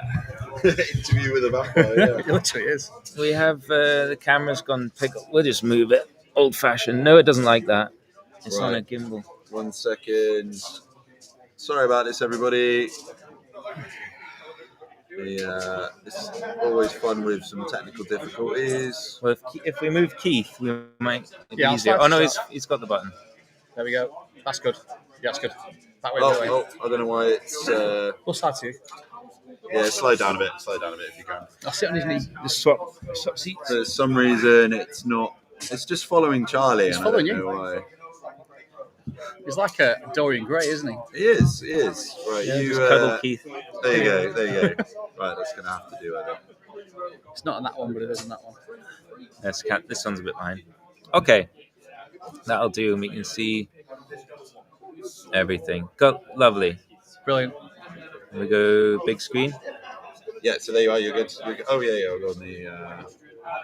This one now. There you go. Hooray! All right. Oh, Hello. So we are joined by Keith Wilkinson, the winning player of round 4 there. lucky If you- boy, lucky boy. We have the text up, so if you have any questions for Keith, let us know. But first of all, just your thoughts on the game, how it went. Well, I think the impetuous test on the dragon, I actually wanted him to fail it. As in, like, pass it so he didn't charge. And when he went in, Yeah. my, it was like twitchy, wasn't it? It's just it's a hard push list, that, and it's so hard to deal with all the push, isn't it? Double dragon's scary as hell. Yeah. And Spawn knocking off the ranks with the barrel in, you just can't let him get in, can you, really? Yeah. So I think I got a bit lucky on the Danish train test, but I had to put 9 wounds on him in the first place. So I did a majority of the work, and Steve did the last one for me. Yeah, it was kind of rough. Yeah, It is very difficult to play that as the VC player, right? You get these 6 stomp coming at you, Yeah. and you know the vampire's lose condition is I take 3 stomps on a single unit at once, I'm going to lose this game. Yep. So you're doing everything you can to stop them coming in together. Yeah, You've got to try and Phantasmagoria worked split them up. wonderfully well, didn't it? And I think you identified the right play with the hexes, which was obviously don't go near the dragons, but just go right in front of the spawn and trade them. Neither of us will do anything all game, but that's way more important for you to control those first charge. Kill one in the end. Yeah, in and combat. eventually you chip them down as Chip well, right? down, yeah. But yeah, so I mean, I think Steve ran into some rough luck there as well, taking 10 wounds from 2 screams, ward saving 1, Yeah, and absolutely. then right. dying to the baggage train with that last one. Absolutely right, yeah. When I played Steve must be about 8-9 months ago now, he had a series of bad luck, and he always seems to do it against me. It's Yeah. one of the things. He But saves it up to I've got play Jack you. next, and then obviously Jack because spikes his dice every time I play him, so it's like I think it just swings and roundabouts. Yeah. As we say, it's why we play the game, isn't it? It's Well, a dice game with skill. The one game On top. we've had at a GT, It's just a little I thing. just got really lucky on you, right? You had like zombies with all the buffs. I had zombies with none of the buffs, and Yep. I beat you in that combat, and it cascaded from It there, does, right? yeah, cascade, yeah. It's little Well, things. It's why we play the game, isn't it? And obviously I know Steve really well now. I just remember Team England and played him a fair bit before, and know his sons. Yeah. I just love playing him. Yeah. Oh, it's great to fantastic, play. lovely as well. guy. He's trying to throw terrain. He's currently off camera flipping the bird and throwing terrain at us. But I thought he reacted extremely well to the Danish train. yeah. No. I mean the fuck that. The game. Yeah. So the impetuous going in. Yep. It's obviously bad theoretically for him to deal with, but setting it up so that he could win the combat twice, try and pass that restrain and reform on a 6 leadership. Yeah, So then he can face somewhere and threatening your ability to close. Like you want to bring the Graveguard round to hedge that. Yep. But We then just there's can't get round. Spawn Dragon saying, no, you can't show your flank to me. It's full threat, isn't it? Yeah. It's horrible. Yeah. It's about trying to block up something coming into you all at once. But I think even Double Dragon on the Graveguard causes a mess. Yeah. If he gets They, to the right they will time- eventually kill them. Yeah, they will. Yeah. Yeah, absolutely right. Yeah, and with 3 screams, it's not reliable enough to kill a dragon. You need 4 on average to kill a dragon with all the buffs on. And yeah, like I said, I got a bit lucky on the screams earlier on. Yeah. It's a horrible. I hate playing Chaos with VC because too. it's stressful. Yes, It's too it's much very pressure. stressful. And you, unlike many other matchups, there is an extremely clear and obvious lose condition. Yeah, there is. And you have to play around it. And if you fuck it up, well, keep your general It's alive. just stressful. Run away, hide behind the tree.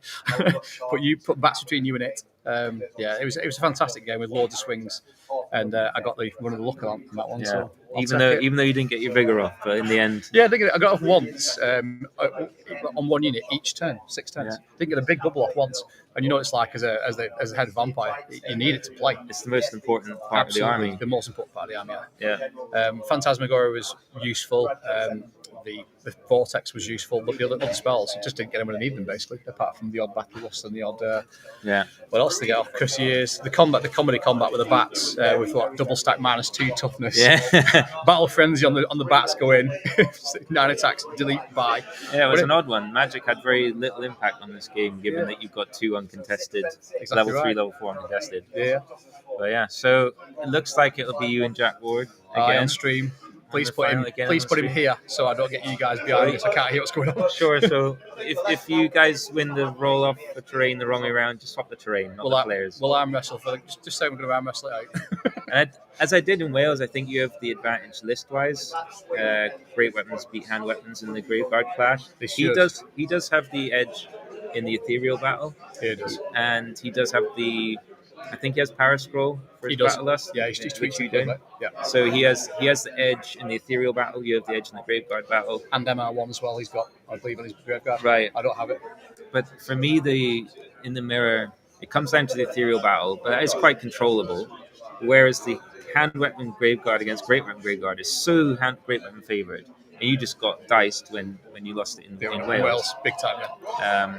But yeah, so good luck. Cheers, man. Thank you very much. Hopefully, talk to you again Yeah. after game 5.